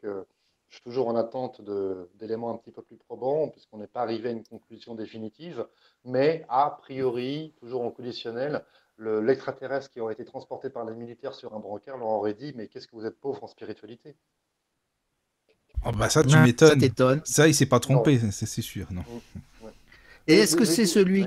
est-ce que c'est celui qui est représenté, enfin, je dois avoir une photo qui est représentée en image de synthèse, bien sûr, Mhm. qui est représenté, qui est de couleur un peu un peu rouge, enfin rouge bordeaux, avec trois petites bosses sur le crâne, etc. Est-ce que c'est lui, Ah, je sais pas, comme il a été décrit? Tu as pas j'ai pas vu, tu vu, as jamais vu la photo. Il a j'ai pas été vu, peint non. par rapport au témoignage des gens justement qui l'ont croisé, parce que quand l'OVNI s'est craché, apparemment, il s'est caché parce il est Ah, sorti de son vaisseau spatial et il était blessé apparemment. mhm. Il s'est caché donc dans la ville, mais enfin, c'est difficile de se cacher dans une ville. Et il a Oui, réussi, il a croisé plusieurs humains ben, qui ont eu peur, évidemment. bien sûr. Et c'est de cette manière qu'ils ont pu le décrire. Mais évidemment, tout de Mhm, suite, l'armée est arrivée. Effectivement, ça rejoint ce que tu disais. Et mhm. s'est emparé de cet extraterrestre, l'a emmené sur une civière. Hein, et puis, évidemment, on n'a plus de nouvelles par la suite, bien sûr. Évidemment, mais bon, effectivement, tout ça est encore au conditionnel parce qu'il n'y a vraiment pas d'informations fiables sur le sujet, ouais. Non, non, non. Non. Mais bon, Mais mais ça bon, ne pour, m'étonne pas au niveau, pour en revenir au niveau spirituel, ça ne mhm, m'étonne pas. Et ça dépend. Alors, il y a une question justement qui m'amène justement dans ce sujet-là. Comment tu conçois, toi, le côté spirituel? bah, moi, le côté spirit, moi, je suis athée sans religion hein, depuis ma naissance, mais c'est mon Oui, éducation mais je ne parle pas de qui a voulu religion. Hein. ça. Mais Voilà, quand je te parle de spiritualité, je te mhm, parle de quelque chose qui n'a rien, strictement rien à voir avec la religion. Hein. mhm. Ben, moi, c'est tout simplement de vivre, de vivre sa vie. Moi, ma philosophie de vie, en général, c'est de faire ma devise personnelle, c'est fais les choses sérieusement sans te prendre au sérieux. Et donc, voilà, moi, je vis simplement, j'essaye, simple petit humain que je suis, de faire le moins de mal possible autour de moi, même si parfois, malgré moi, bah, je peux en faire de façon inconsciente ou maladroite. Mais d'une façon générale, je pense être un gentil et retranscrire ça autour de moi autant que possible. Voilà, tout simplement, quoi. Être simple, hein, voilà. Bah, je trouve que c'est très bien. Voilà, c'est parfait. Voilà. C'est être Pas simple. Voilà. chercher à être ce que je ne suis Oui, pas, oui, c'est ce vrai. que C'est je ne bien serai ça. jamais. Voilà. Oui, oui. Oui, oui, c'est vrai. Vivre le moment présent D'accord. avec un brin de futur. Oui, voilà. Oui. Essentiel. Et dans le domaine OVNI, donc pour revenir à ton livre, et dans le domaine des extraterrestres, ou moi je préfère les appeler galactiques, je trouve qu'extraterrestre c'est un peu terre à terre, quoi. Mais enfin bon. Euh, euh, est-ce que tu peux imaginer, enfin d'après les observations, Mhm. est-ce que tu peux imaginer qu'il y a des êtres qui peuvent provenir d'univers parallèles ou de galaxies lointaines par l'intermédiaire d'un espace-temps différent ou d'un moyen hyper rapide de pouvoir se déplacer que nous ne connaissons pas pour le moment. Mhm. Est-ce que tu peux envisager justement qu'il existe plusieurs hiérarchies, un peu comme décrit dans la Bible, hein, quand il parle des anges, des archanges, etc., qui sont je dirais, des symboles quelque part. Mhm. Est-ce que justement tu peux envisager ces différentes races d'extraterrestres qui peuvent exister? Ah, mais bien sûr, et c'est même pour moi une évidence. Et d'ailleurs, ça rejoint aussi un petit peu le thème de mon deuxième livre qui sortira en automne, mais qui est complètement différent, qui est sur le paranormal, les phénomènes Ah, c'est génial paranormaux, ça. Ah bah médiumniques, Olivier, on compte voyants. sur toi pour revenir hein, dans ce cas-là. Ah bah, avec Hein. plaisir, où j'ai interrogé de nombreux professionnels, dont Jean-Pierre Girard, qui est très connu dans le domaine d'ailleurs, Oui, oui, oui, il est connu. qui m'a fait le plaisir de me répondre. Mais oui, bien entendu que je suis persuadé qu'il y a différentes dimensions. Et d'ailleurs, Einstein et Rosen avaient approché le sujet. Hein, bien sûr qu'il y a des univers parallèles qui sont complètement invisibles. Et bah oui, que la vitesse de la lumière à laquelle eux semblent capables de voyager n'est pas un problème pour eux, n'est pas un problème pour eux. Hein. Bien sûr il y a différentes dimensions. C'est ce qu'on appelle aussi dans la science-fiction courante les fameux vortex. Voilà. Oui, Oui, voilà, les tout à fait. vortex. Oui, Oui, absolument. Hein. oui, Tout oui. Et à ça, fait. tout ça, Ou ça part d'une équation. Oui. les trous de verre, par exemple. Les trous de verre, effectivement, qui partent effectivement des équations de la relativité générale de 1935 d'Einstein et Rosen, hein, qui découvraient que les singularités de l'espace-temps formaient en réalité des pluies gravitationnelles de densité de courbure d'espace-temps infini. Donc les romanciers de Mhm. science-fiction s'en sont S'en largement sont inspirés, appropriés, oui. Sans... ouais. mais c'est quelque chose de réel et qui est scientifiquement plausible. Bien sûr. Voilà. Et alors, à ce moment-là, donc en supposant ça, comment tu considères le niveau justement de certains de ces extraterrestres? Il y en a qui peuvent être très matériels, qui peuvent se rapprocher de notre aspect physique, d'autres qui peuvent être physiquement totalement différents, d'autres qui ne sont pas physiques, mais plus subtils, je dirais plus métaphysiques, hein, c'est-à-dire des êtres plus lumineux, tu vois, qui ressemblent plus à des êtres euh, lumineux. Tu vois, est-ce que tu conçois tout à fait cette chose-là? Ah, mais je conçois tout à fait ces choses-là. Au même titre que sur Terre, nous sommes tous différents. Pourquoi ça ne serait pas le cas avec eux aussi? Il y a des Noirs, des Chinois, des petits, des grands, des gros. Bah, mais je pense qu'il en est de même pour eux, effectivement, qu'il y a différentes races, différents peuples, différents aspects. Hmm, bien sûr. Puis il y a tellement de D'accord. planètes. Déjà rien que dans notre Et galaxie. différents aspects, je suis d'accord, mais je pense plus, si tu veux, à des êtres qui peuvent être plus subtils, si tu veux, au niveau émanation, qui peuvent être presque des êtres lumineux, des choses comme ça, un petit peu comme ce que vivent éventuellement certaines personnes dans les EMI, par exemple. Tu Mhm. vois, des entités qui, malgré tout, euh, voyagent dans des dimensions, des espaces qui, pour nous, actuellement, nous sont totalement inconnus, mais qui leur permettent de se déplacer ou peut-être même de rentrer en contact ou qui se servent de canaux comme les médiums, par exemple, pour pouvoir parler ou discuter, etc. Qu'est-ce que tu penses de tout ça?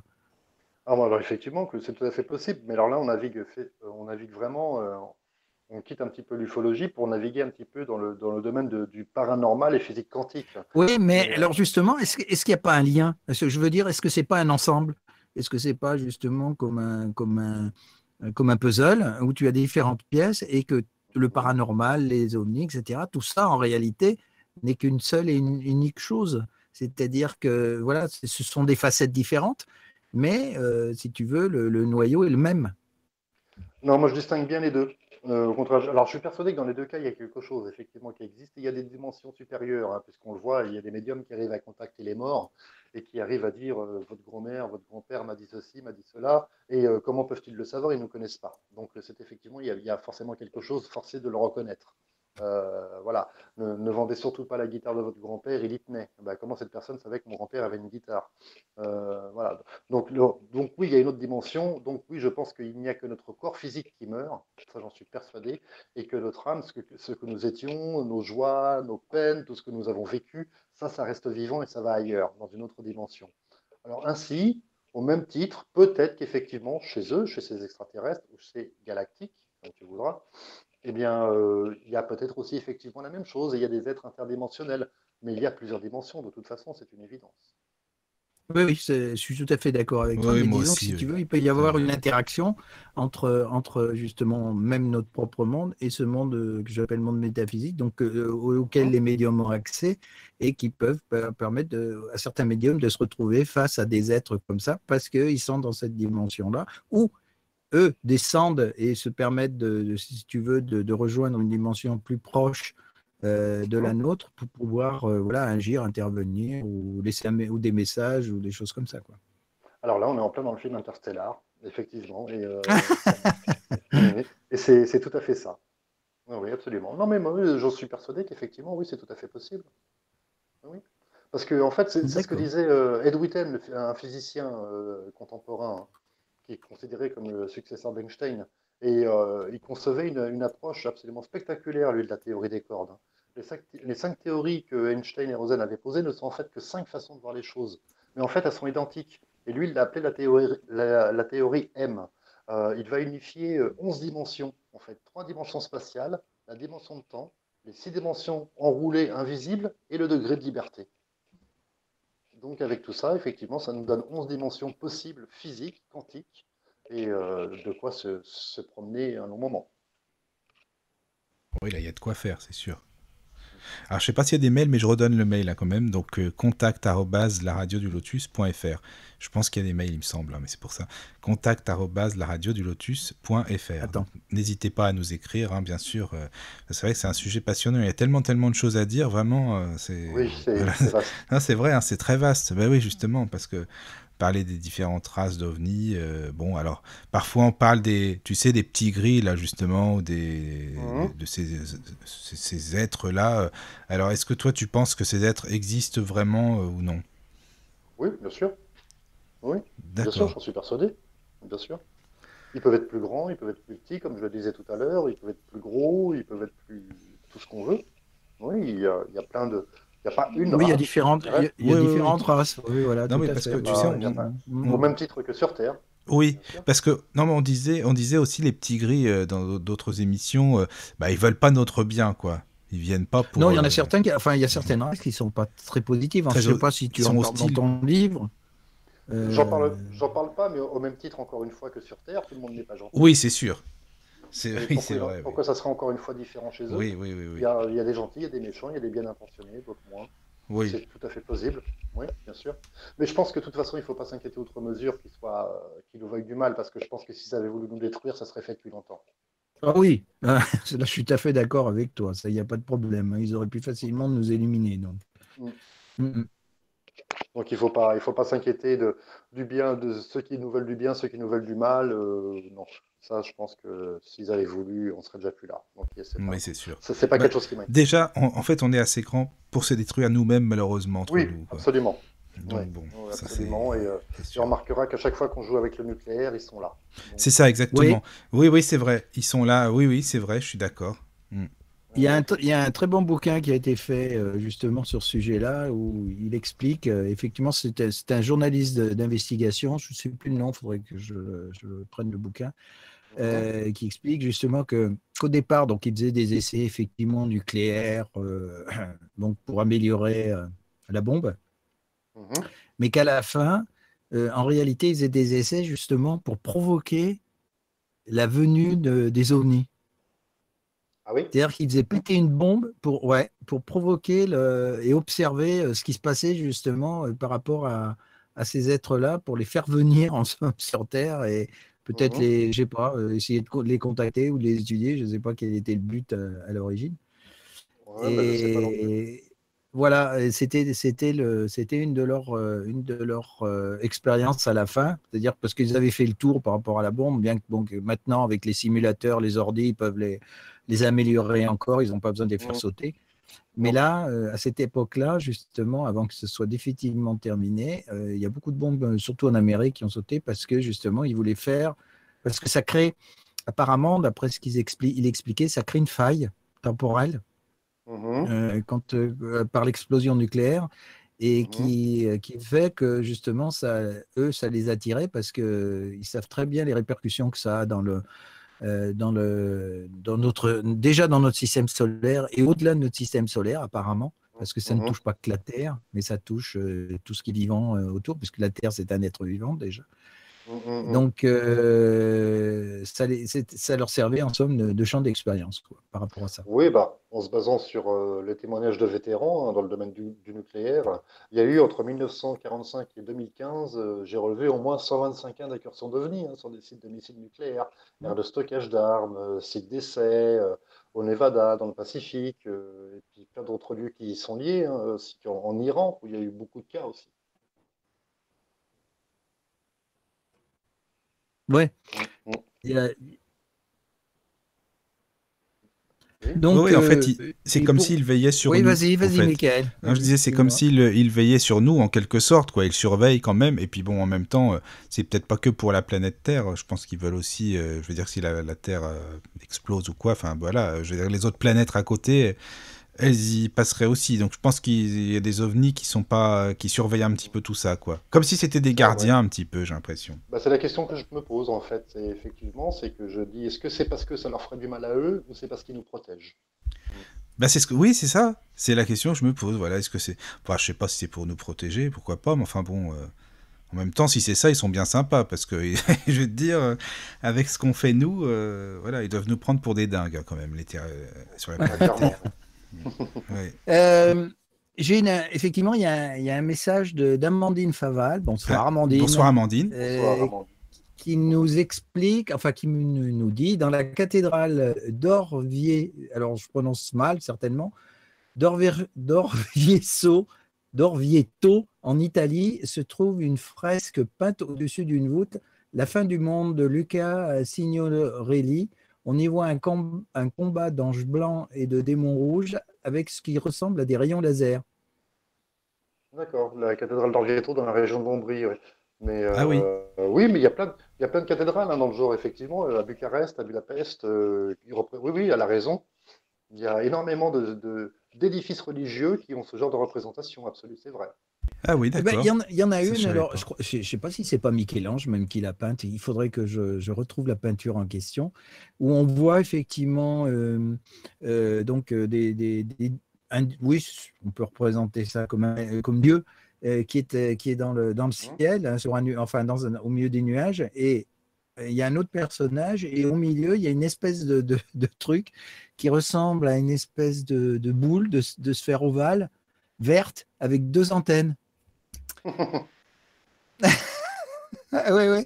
J'avais trouvé ça génial. Il faudrait que je retrouve la peinture en Ah, il question. faudrait Une retrouver. peinture qui est dans une église ou Hmm. voilà, dans une D'accord. cathédrale En ici. tout cas, merci Amandine pour ton mail, ça fait plaisir. C'est Ouais, ouais. vraiment sympa Merci. que tout le monde puisse participer, vraiment.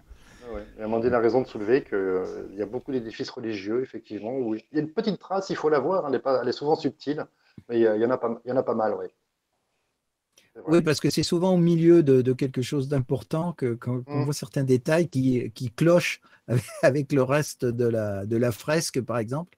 Donc, même sur des grandes fresques, bah, de toute façon, celle dont je vous parle, je peux vous dire que l'engin en question, on ne peut pas le louper, hein, parce qu'il est tout à fait en haut de la fresque et assez imposant par rapport au reste de la fresque, justement. Ouais, bien sûr, Alors aussi, bien Olivier, sûr. dans ton livre, tu cites Ellie, tu sais, qui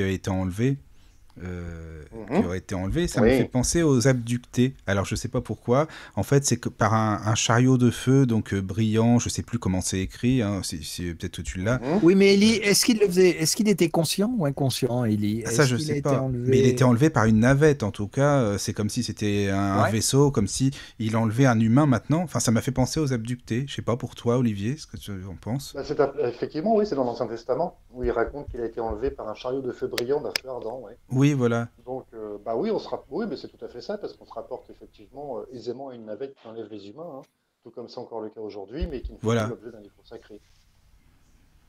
Oui, Oui, Et c'est il y, c'est a- ça. il y vrai. en a, il y a un autre personnage justement de la religion qui lui fait un voyage, mais alors physique, c'est pas, Mhm, voilà, c'est vraiment où il est promené justement puisqu'il il voit la Terre du ciel, donc il le décrit, mhm. et il est emmené dans un vaisseau spatial.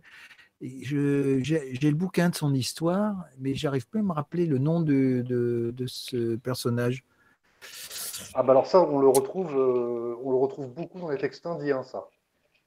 Euh, oui, dans les textes de l'ancien texte sanskrit au sein du Mahabharata et du Avec les Ramayana. Vimana, non? Oui, exactement. Oui, où il y a des Ouais. épopées, où il y a des épopées au sein du Mahabharata, c'est des textes absolument volumineux, hein. Il y a plus de 1000 volumes. Ça a été un truc de fou à traduire, et encore, je crois que c'est pas fini. Et qui décrivent des guerres anciennes, hein, dont la férocité a détruit l'ancien monde préhistorique. Et la guerre entre les combattants se faisait alors à bord de puissants engins aériens, hein, et qui sont effectivement les Vimana. Mhm. Il y a même des détails spécifiques au sein de ces textes hein, qui sont donnés pour construire ces appareils, hein, à la strophe même 230 du Vaimanika, c'est dur à dire Sastra, qui date d'environ 400 ans avant Jésus-Christ, hein, et qui a été traduit en 1875. C'est un des aspects les plus surprenants des épopées indiennes d'ailleurs, hein, qui est que ces guerres sont similaires aux techniques de combat aériennes d'aujourd'hui, hein, à savoir que les textes décrivent très clairement des méthodes pour préserver, entre guillemets, l'essence, à savoir en volant à différentes altitudes, comme le font les pilotes d'aujourd'hui, avec des atterrissages Ah oui. d'urgence causés par la menace ennemie ou des dommages provoqués par les impacts des oiseaux. 400 ans avant Jésus-Christ, c'est Oui, écrit. voilà. Donc quand tu vois ça, je veux dire, quand tu lis ça, tu te dis non, mais attends, il y a un truc, c'est pas possible, quoi. C'est pas Mhm. d'aujourd'hui. Mais bon, Ouais, c'est ouais. vrai qu'on a tendance à penser qu'on a inventé la technologie depuis peu, quoi. C'est ça, ce qui Mais est, non, non, non, mais non, qui est pas du tout. intéressant. Non, non. Alors que bon, je sais pas ce que tu en penses par rapport à la technologie. Tu sais, tout ce qui est transistor, laser, je sais pas moi, toutes ces technologies, les nouvelles technologies, ça a été Mhm. aussi pris à partir de vaisseaux qui se sont crashés, par exemple, je pense. comme Roswell ou autre? La technologie d'aujourd'hui? Oui. Non, parce que je pense elle aurait apparu plus tôt. Non, ça c'est une évolution technique humaine, hein, comme on le Ah, disait. tu penses que tout ce qui est laser et tout, ça a été vraiment c'est une technique humaine? Oh, Je sais pas. moi, ouais, enfin, moi, je pense que plutôt que tout ce que l'on a, les écrans plats, enfin, la technologie actuelle, les smartphones et tout ce qui s'ensuit, et découle d'une sorte de rétro-ingénierie, justement par Mhm. rapport au crash de vaisseaux qui se sont produits Bah, un petit peu moi, je le partout sur la voyais comme planète, ça, parce mais qu'il n'y a après, pas, je sais pas. il y a pas eu que Roswell, hein, il y a eu d'autres. En Non, Russie, ils en ont eu. En France, ouais. apparemment, il y en a eu un. Il y en a eu un petit peu partout. Mhm. Donc, c'est de la technologie qui a été récupérée et étudiée justement pour en retirer ce que l'on connaît, ce que l'on a actuellement, quoi. Parce que Oui, oui, oui. il faut être aussi lucide. L'homme a évolué d'une manière vraiment incroyable en l'espace de très peu de Mhm. temps. Oui, il y a eu un bond Euh, technologique au 18e et voilà. 19e. Il y a eu un... Oui, oui, il y a un bond, oui. Voilà, Ah énorme bon, vraiment. et j'en parle, et même maintenant, par rapport à ce que l'on a, nous, au niveau ordi et tout ce qui s'ensuit, c'est pas vieux, hein, ça date de quoi? De 30, Non, 40, allez, je vais dire 50 ans, à tout casser. un peu cassé, oui. 50 ans, oui, effectivement, oui. Et ça évolue Oui. très vite. Donc, comme l'homme n'a pas l'esprit de création, parce que ça, je le répète et je le répéterai toujours, l'être humain n'est pas un créateur en réalité sur Terre, en tout cas au niveau des découvertes, mais que les idées leur viennent ou voilà, ou justement par rapport à de la technologie retrouvée, ils en déduisent des nouvelles technologies. Mais c'est pour ça que justement, tout ce que l'on connaît, là, toute cette évolution, ça, c'est extraordinaire parce qu'en réalité, on se rapproche énormément des films d'anticipation. À la limite, on va bientôt les dépasser parce que je veux dire que ça évolue tellement vite dans ce domaine-là, et ce que pouvaient imaginer les écrivains de science-fiction à l'époque, Mhm. pour certains, ils sont largement dépassés, quoi, en somme. Ah oui, oui, ouais, complètement, tout à fait, ouais, absolument. Bah, il y a peut-être un petit peu des deux. Il y a un apport, effectivement, qu'on a eu par les différents crashs et par les technologies récupérées. Et puis, il y a aussi les scientifiques, nos scientifiques, il ne faut pas non plus sous-estimer, et qui ont fait des découvertes. Donc, il y a sans doute un Mm. petit peu des deux. Bah, pour toi, non, pour Claude, ça n'a pas l'air. Toi, non, l'homme, il fout rien, quoi, en Non, gros. je pense qu'ils se sont Faut servis. le dire. Je pense qu'ils se sont plutôt appuyés là-dessus. De toute façon, qui a vraiment évolué dans la technologie, c'est le transistor. C'est lui qui était la base de tout, parce qu'avant, il ne faut pas oublier que Bah, tout ce c'est qui ça, était c'est vrai. technique, c'était des lampes, hein. Oui. On en était encore Ouais. aux lampes. Oui, oui, bien Et sûr. à partir de ce moment-là, le transistor a tout révolutionné. Donc, il est pas né comme ça, spontanément, paf, d'un jour à l'autre. Il y a certainement une recherche qui a été faite par rapport à ça, d'où la naissance du transistor, la naissance du laser aussi. Le laser est arrivé d'un coup, Mhm. clac, on a découvert le laser, enfin bref. Donc, si on réfléchit bien, il y a quand même un point commun quelque part en disant, bon, il y a quand même une source qui nous est apparue à un moment donné, qui a permis justement de faire ce bond technologique comme nous l'avons actuellement. Mhm. Parce qu'il Oui, oui, y a tout à qu'à fait. voir, il y a un truc qui est très simple, hein, puisqu'on parle de l'espace par rapport à Thomas Pesquet. Il Mhm. faut voir dans quoi il voyage maintenant. Quand on compare la Mhm. capsule actuelle et celle que j'ai connue, moi, dans les années 1969, par exemple, avec Mhm. Apollo, où Apollo, ouais. j'ai même à l'époque la NASA qui m'a envoyé toute la technologie de la cabine spatiale d'Apollo, je l'ai du reste, en anglais évidemment, et justement où il détaillait comment c'était fait, etc., avec tous les schémas et tout ce qui s'ensuit. Mhm. Et, et qu'on voit maintenant comment est fait la capsule justement par SpaceX, ça a strictement rien à voir. C'est un bon phénoménal, quoi. Bientôt, ils pourront partir en survêtement et dans les navettes, quoi. Donc, Oui, oui. là aussi, indirectement, il y a des extraterrestres qui ont donné une forme de technologie. Et puis, il y en a même qui, apparemment, d'après, c'est pareil, des témoignages dans la zone 51, etc., auraient fourni de la technologie aux humains. Oui, mais alors, dans ce cas, la question à se poser est pourquoi est-ce qu'on ne l'a pas utilisé plus tôt? Ah, Si on l'avait à parce que, disposition. alors, la question que je pourrais te poser aussi, c'est est-ce que l'armée y est pour quelque chose? Mais sans doute que l'armée, oui, nous cache énormément de choses, bien sûr, mais Mais à des fois, elle l'aurait utilisé pour elle-même déjà dans un premier temps. Bah, tu crois qu'elle l'utilise pas déjà pour elle-même, mais sans qu'on le sache, que ce soit resté dans le domaine top secret? Bah, quand on voit le massacre du Vietnam, non? Je pense que s'ils avaient eu cette technologie au Vietnam, les Américains, par exemple, ils ne seraient pas privés de l'utiliser alors qu'ils se sont pris une belle pilée. Euh, Ben, en il serait pas 1945, prévu. en 1945, n'en parlons pas. Oui, C'était mais un massacre aussi. réfléchis, si ils avaient utilisé cette technologie, ça voulait dire qu'ils révélaient quelque part Oui, qu'ils étaient en ah bah oui, contact avec une race. Voilà. Et ah bah oui, ça c'était la patation impensable. haute, ouais.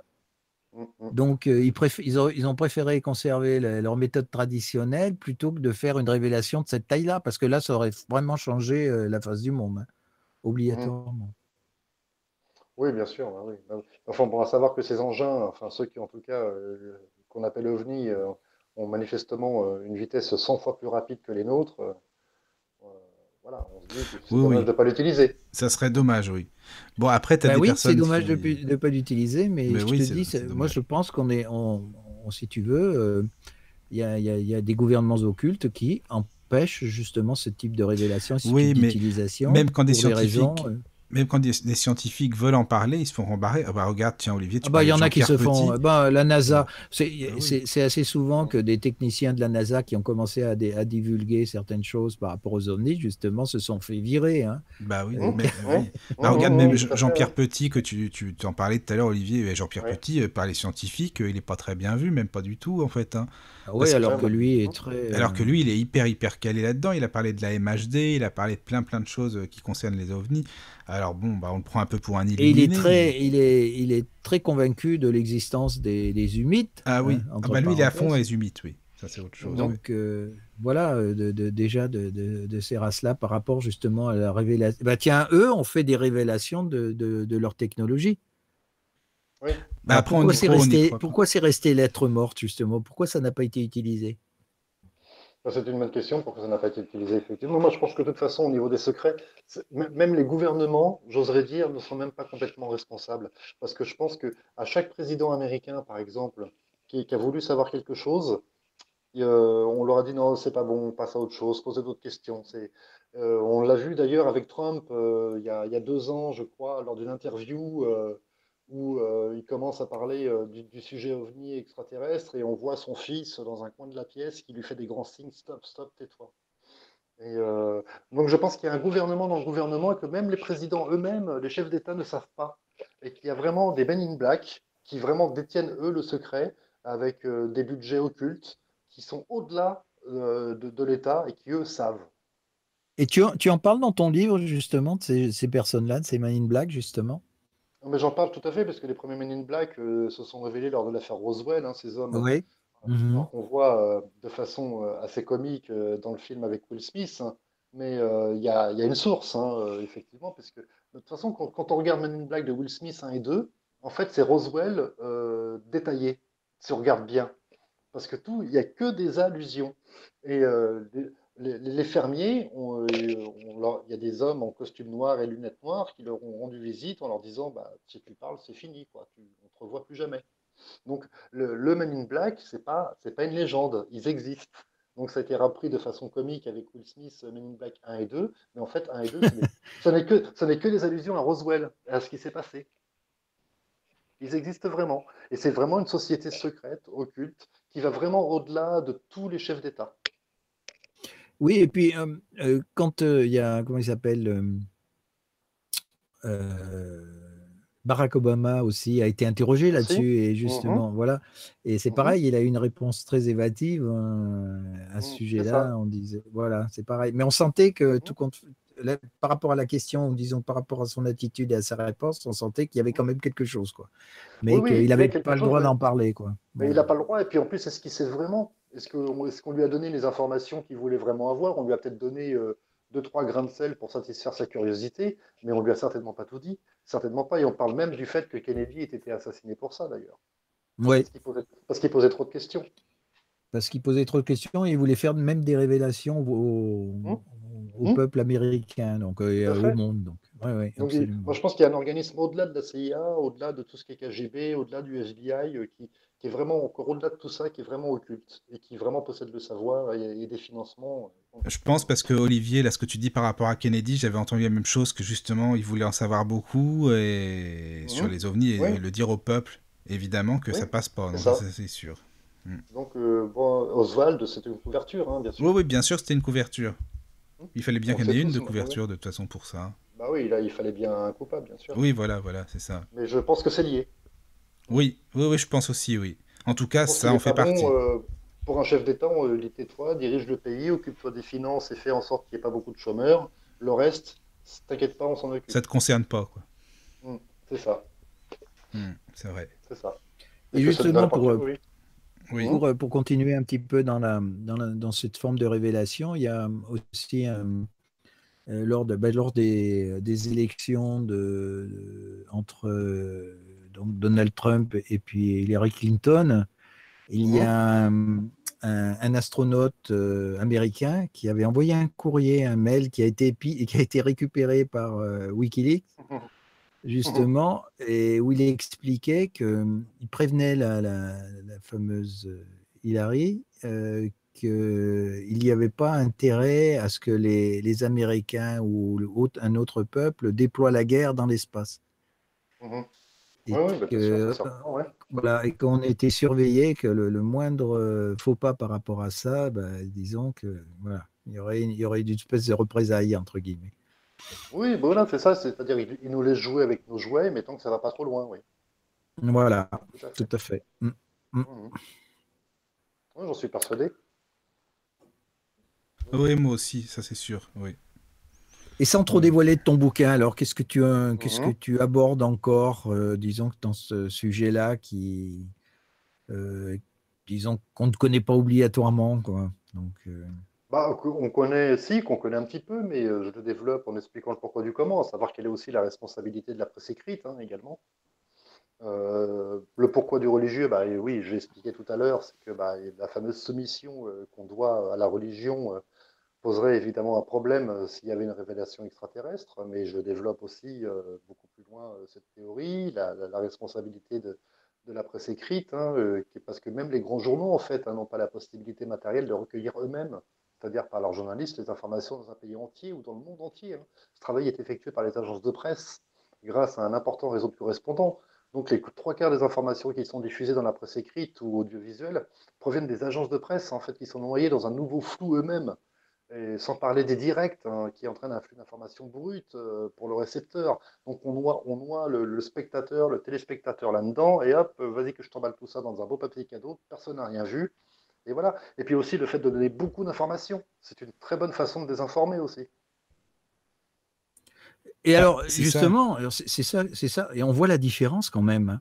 Parce que moi, je me rappelle à mon époque, hein, dans les années 70, Claude, on par dirait, exemple. arrête, quand tu dis ça, j'ai l'impression que tu as, je sais pas, 80 piges. À mon époque, c'était. Mais bon, c'était le bon temps, je comprends, mais non. Et, bah, dans les années 70, je me rappelle très bien que bah, la chaîne TF1 ou Mhm, d'autres chaînes parlaient de ces sujets-là ouvertement. Il y avait des émissions que l'on a tous connues, comme Mystère ou autres, ou mhm, même Canal Plus à l'époque. Canal Plus, je me rappelle très bien, avait fait une époque, avait fait une pub même à une époque où il justement disait qu'ils allaient dévoiler l'existence d'une vidéo qui avait été filmée lors d'un interrogatoire d'un gris. ah oui, oui, Et je l'ai vu cette je ne vidéo. sais pas si tu l'as vu, ouais. Oui, je l'ai vu. Et alors, est-ce qu'elle est vraie, est-ce qu'elle n'est pas vraie? Je ne sais pas, c'est difficile de savoir, mais il Jamais, devait donc jamais authentifié. Non, jamais authentifier, ouais, comme par jamais. hasard. Non. Et justement, il voulait la diffuser à l'époque, Mhm, et donc ça s'est pas fait. mhm, Mais ils en avaient parlé quand même. Et même quand il y a eu pas mal d'observations, comme en Belgique, où il y a eu beaucoup de manifestations, en France aussi, dans les années 70, il y a eu pas mal d'observations en France. Il mhm. y a eu des observations en Angleterre. L'Angleterre aussi est beaucoup survolée et, je dirais, visitée Mhm. par ces vaisseaux. Et on en parlait, la presse en parlait, c'est-à-dire qu'il y avait les journalistes allaient interroger les témoins, etc., etc. Alors que maintenant, il n'y a rien. Tu prends les médias traditionnels, il n'y a rien du tout.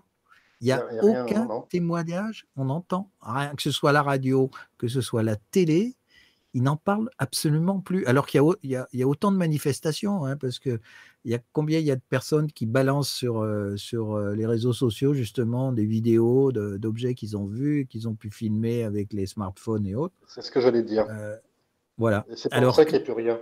C'est parce que maintenant, le média principal n'est plus eux.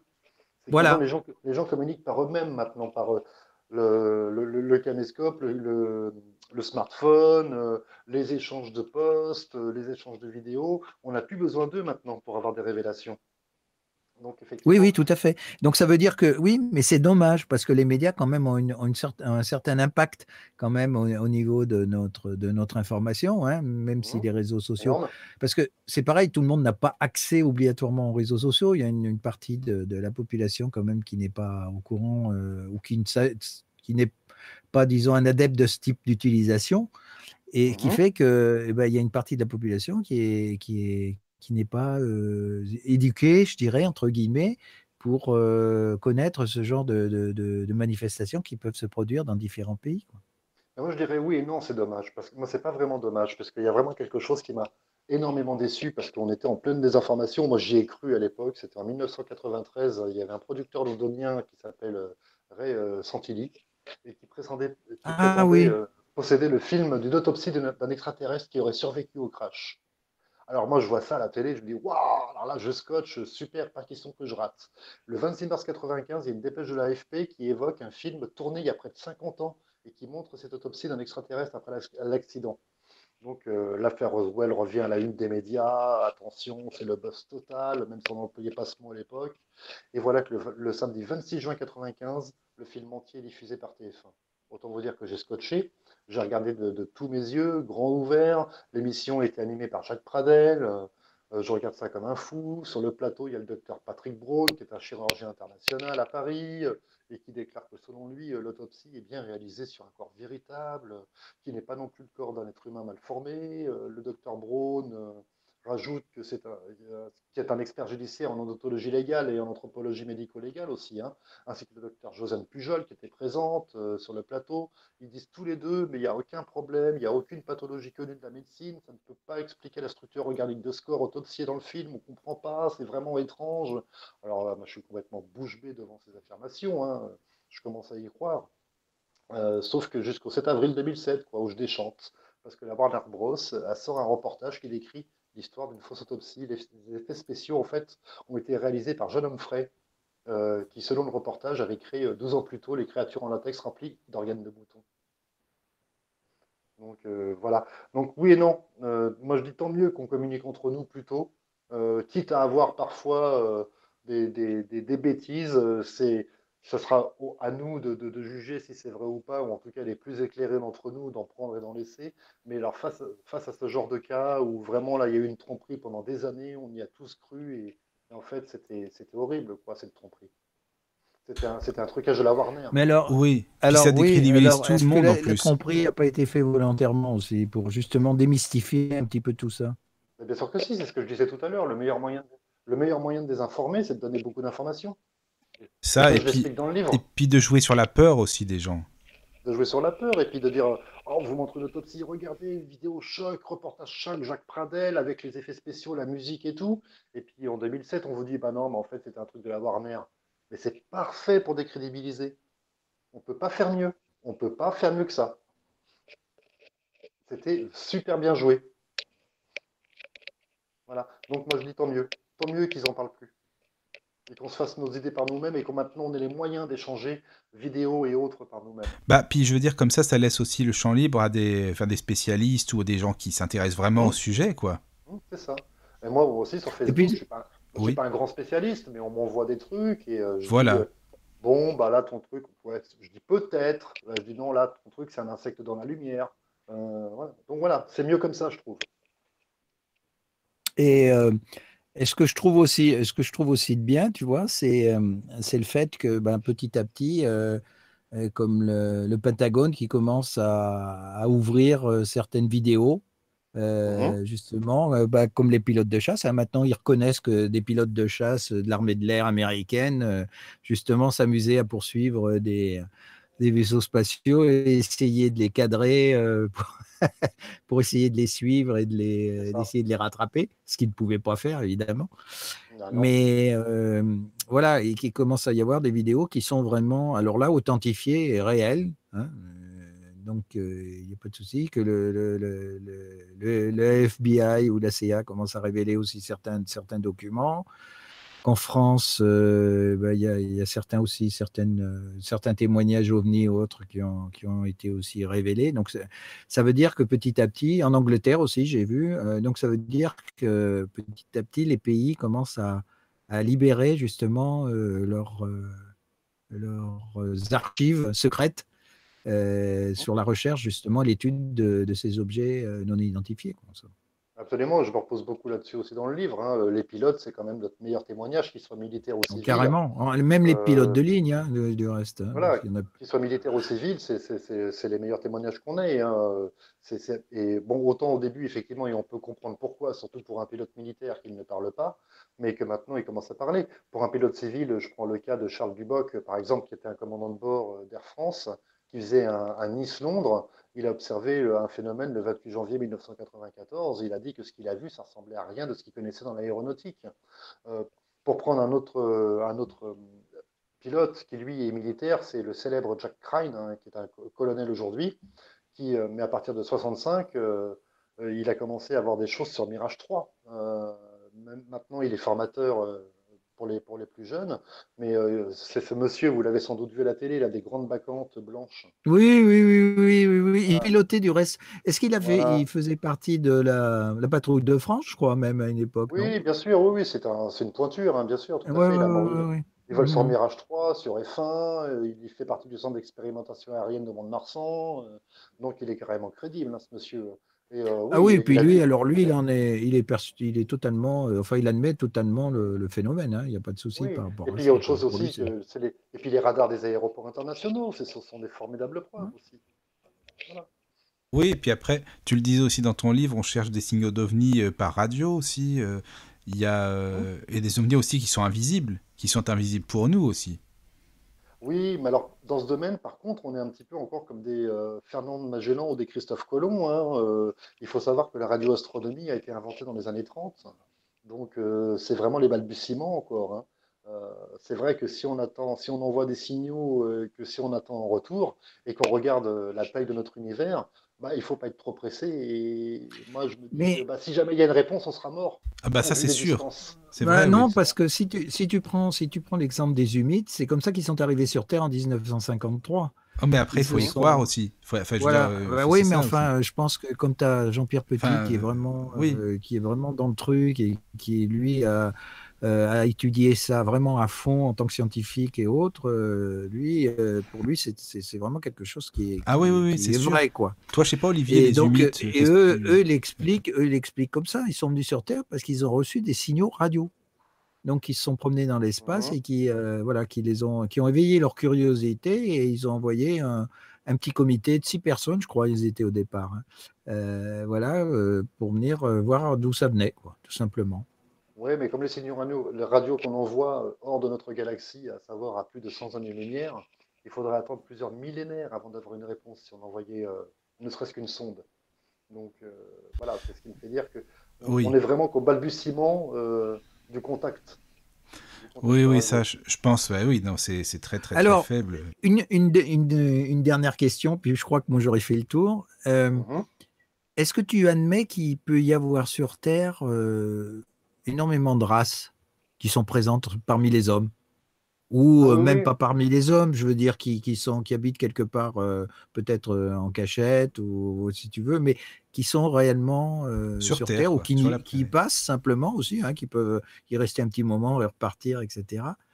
Parce que d'après la déclaration c'est d'un responsable, c'était le ministre de la Défense du Canada à une époque, C'est ça. Oui, tu vois qui je veux dire, ah, je vois très bien. et voilà, et qui justement expliquait qu'il y avait en gros Hein. En gros, il disait, entre guillemets, qu'il y avait au moins 90 races différentes qui étaient, voilà, qui étaient sur Terre.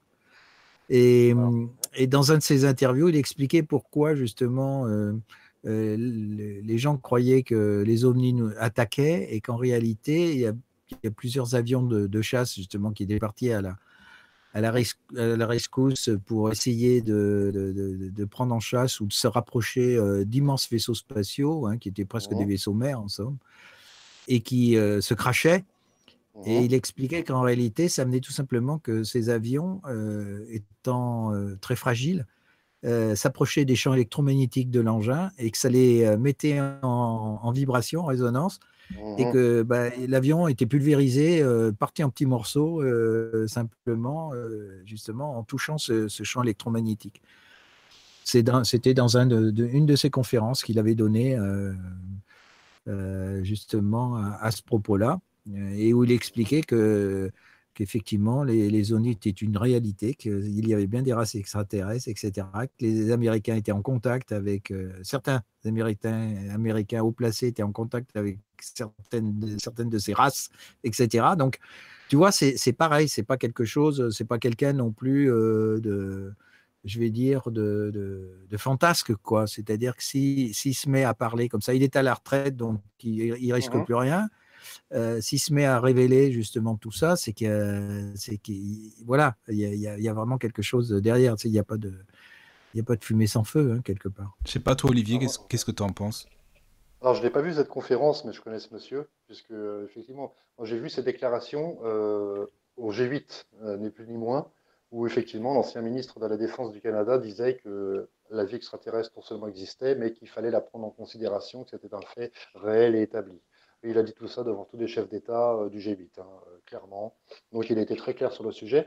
Maintenant, on l'a dit au tout début, qu'il y ait plusieurs races, oui, ça me paraît tout à fait crédible, absolument, tout comme c'est le cas sur Terre. Qu'ils soient parmi nous, oui, j'en suis sûr aussi, et qu'ils aient même notre apparence aussi, c'est tout à fait possible. Oui, oui, oui, D'ailleurs, tout à fait. Il y en a qui doivent nous ressembler, et et voilà, d'ailleurs, ressembler. Jean-Claude Bourret a déclaré à ce sujet qu'il avait reçu sur son plateau au journal, sans jamais dire quelle émission d'ailleurs, et je le regrette bien parce que j'aurais passé mon temps à rechercher, qu'il avait reçu un extraterrestre. Ah, tiens. Ah, bah ça, Mhm. je l'ai Mais loupé, oui, effectivement. mais il a jamais dit quelle émission, quel jour, quelle année. Ah bah là, Il a dit, sinon, c'est sûr Ah, qu'on aurait recherché, hein. Ça, t'as raison, tu m'étonnes qu'il y en a plein. à ça. Ça, c'est Mais sûr. il a dit, j'en ai reçu un et je l'ai senti. Je l'ai vraiment senti en moi. Il avait quelque chose de spécial. C'était pas un être humain.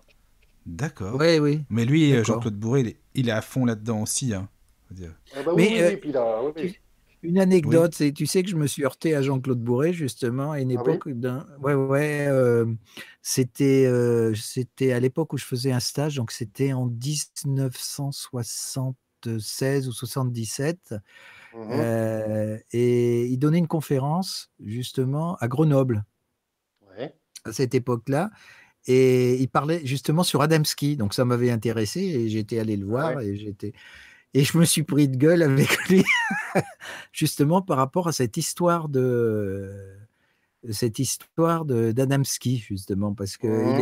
lui, il y a jamais vraiment cru non plus.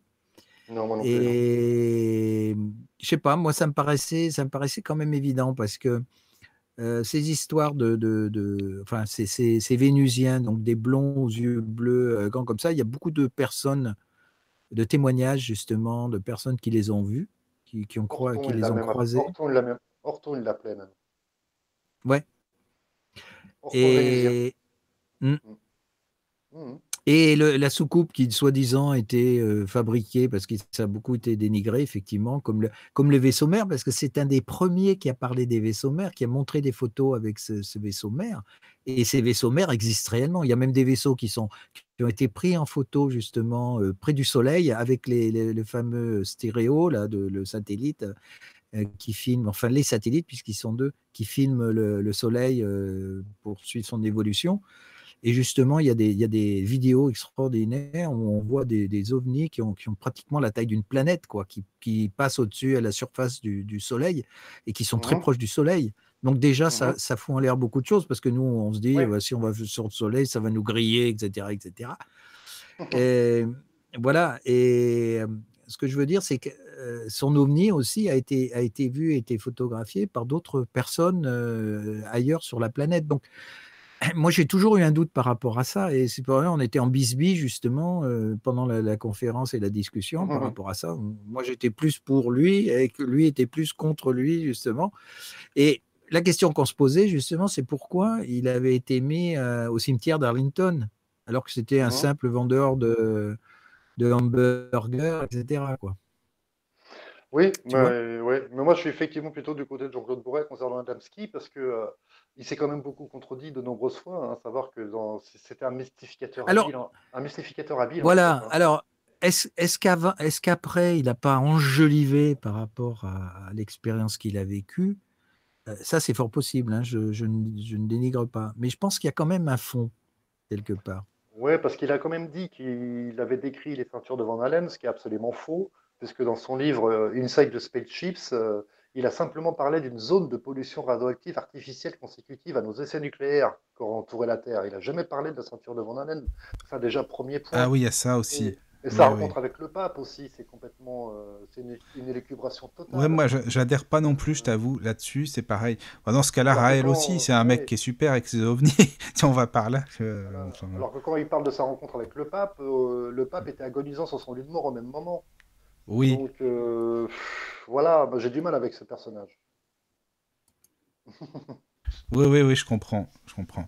Bah, après, c'est vrai que Jean-Claude Bourret, c'est vraiment quelqu'un qui est à fond dans ce domaine, qui s'intéresse vraiment, quoi. Ça fait des Ouais, mais années. tu vois, je trouvais que- au départ, alors il a sacrément évolué, parce qu'au départ, quand il a commencé à parler de ça, je me rappelle sur les émissions de télé, il était assez sceptique, hein. C'était quelqu'un d'assez terre à terre et Oui, assez.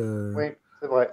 Donc moi, il me déplaisait totalement parce que je trouvais qu'il n'avait pas un esprit ouvert. Et petit à petit, il s'est ouvert. Alors, il s'est peut-être Mm. ouvert justement parce qu'il s'est trouvé face réellement, si, comme tu le dis, il a invité effectivement un être venant d'un autre monde, Et puis il a ça fait lui une a peut-être rencontre, fait, oui, oui, puis il a fait une rencontre du voilà, troisième type aussi, enfin, à l'air libre, je veux dire. Donc, oui. voilà. Et donc ça a peut-être fait évoluer Mm, mm. sa méfiance parce qu'il était assez critique au départ, hein.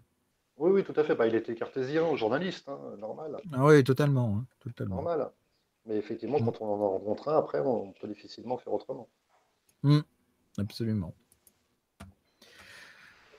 Voilà, voilà. Bah, c'était très riche tout ça. Ben oui, c'est très intéressant. Mm.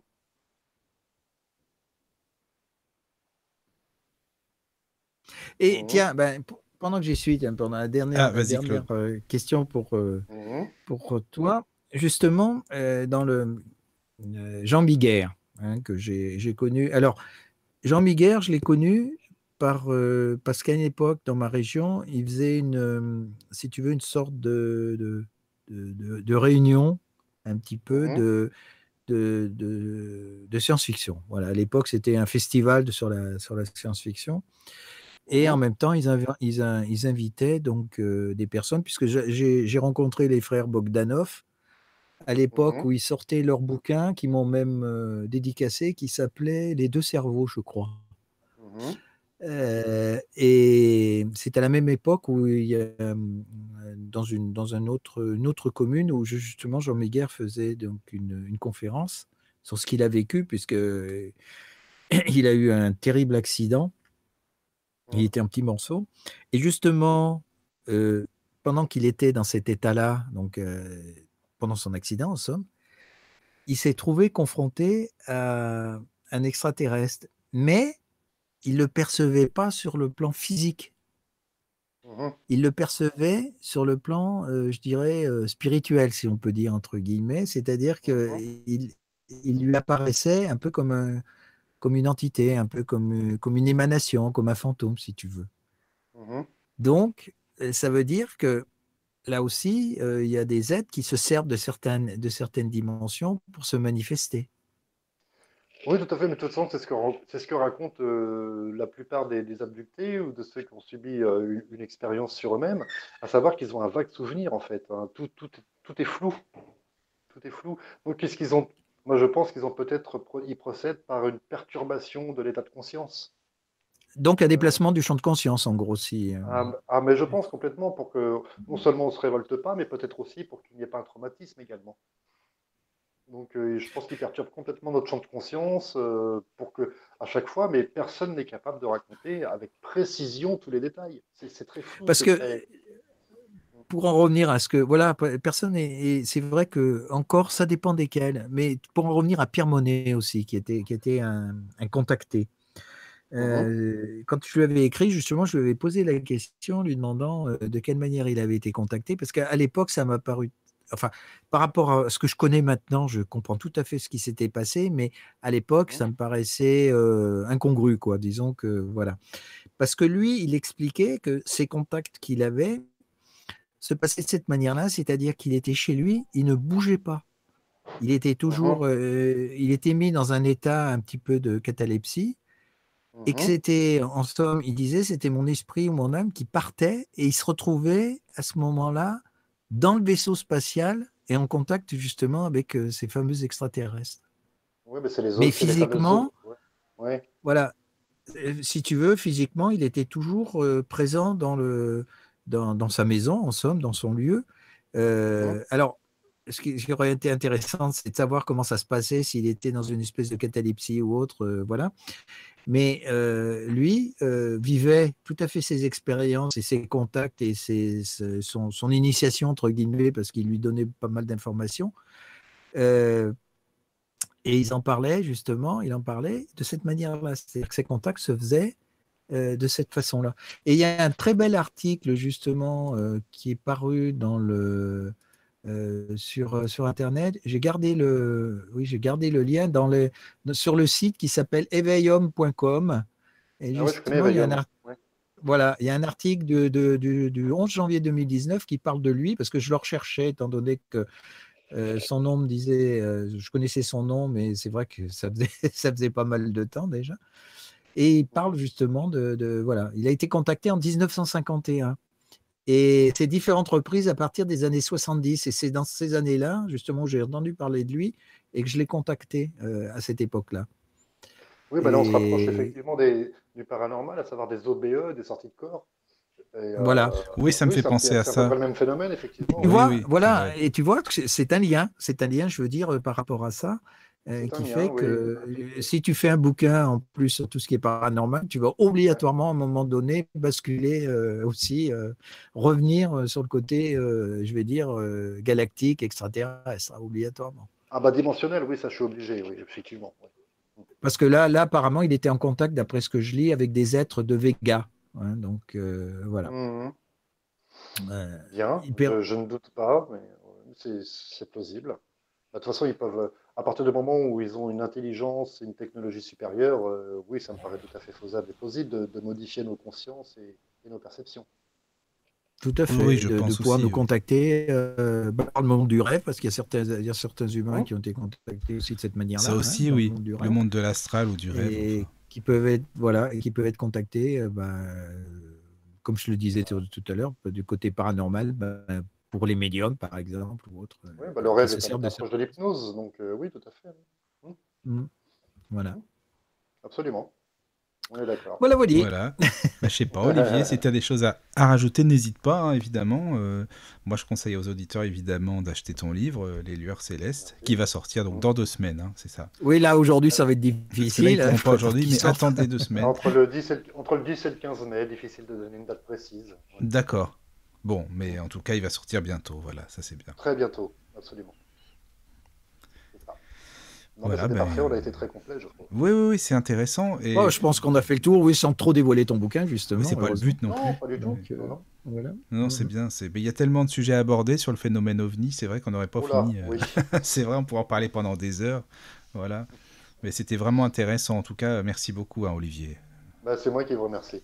Et C'est moi. puis, bah, tu n'hésites pas quand tu veux, si tu as envie de revenir faire une autre émission, et puis même pour ton livre sur le paranormal qui sortira, voilà, tu me Oui, ça recontactes. peut être très intéressant, justement. Parce T'hésites que On là, pas. on ira verra. encore plus loin. Je pense qu'on ira encore plus loin que. Voilà. Hmm. Eh ben, il s'appelle les portes de l'esprit et on se reverra à ce moment-là. Oui, D'accord. j'ai interrogé médium, voyant, hypnotiseur, Ah, bah c'est guérisseur. bien ça. Ah, bah J'en oui. passais des meilleurs, j'ai passé beaucoup de temps dessus. D'accord, bah on a tout un panel de médiums. Bah, nous, c'est notre domaine aussi, donc tu peux y aller, il n'y a pas de Oui, problème. parce qu'on a souvent des médiums, justement, c'est Ouais. très Ah bah, intéressant. très bien. Donc, Jean-Pierre ouais, Ponce ouais. du CNRS qui a répondu à certaines de mes questions aussi. Ah, c'est bien ça, Limi, oui. Limi, enfin voilà, j'ai fait un bouquin assez complet. D'accord, bah écoute, Mm. quand il sortira, tu me contactes, tu n'hésites pas. Voilà. Elle va compter sur moi. Merci à tous d'avoir écouté. Merci donc aux auditeurs, à toi Olivier, à Claude d'avoir participé. Et puis De rien. je vous dis à très bientôt sur la radio du Lotus et sur la radio ACM WR. Merci à tous et bonne nuit surtout, dormez bien. Bienvenue sur les radios métaphysiques et spirituelles, la radio du Lotus et la radio ACAM WR.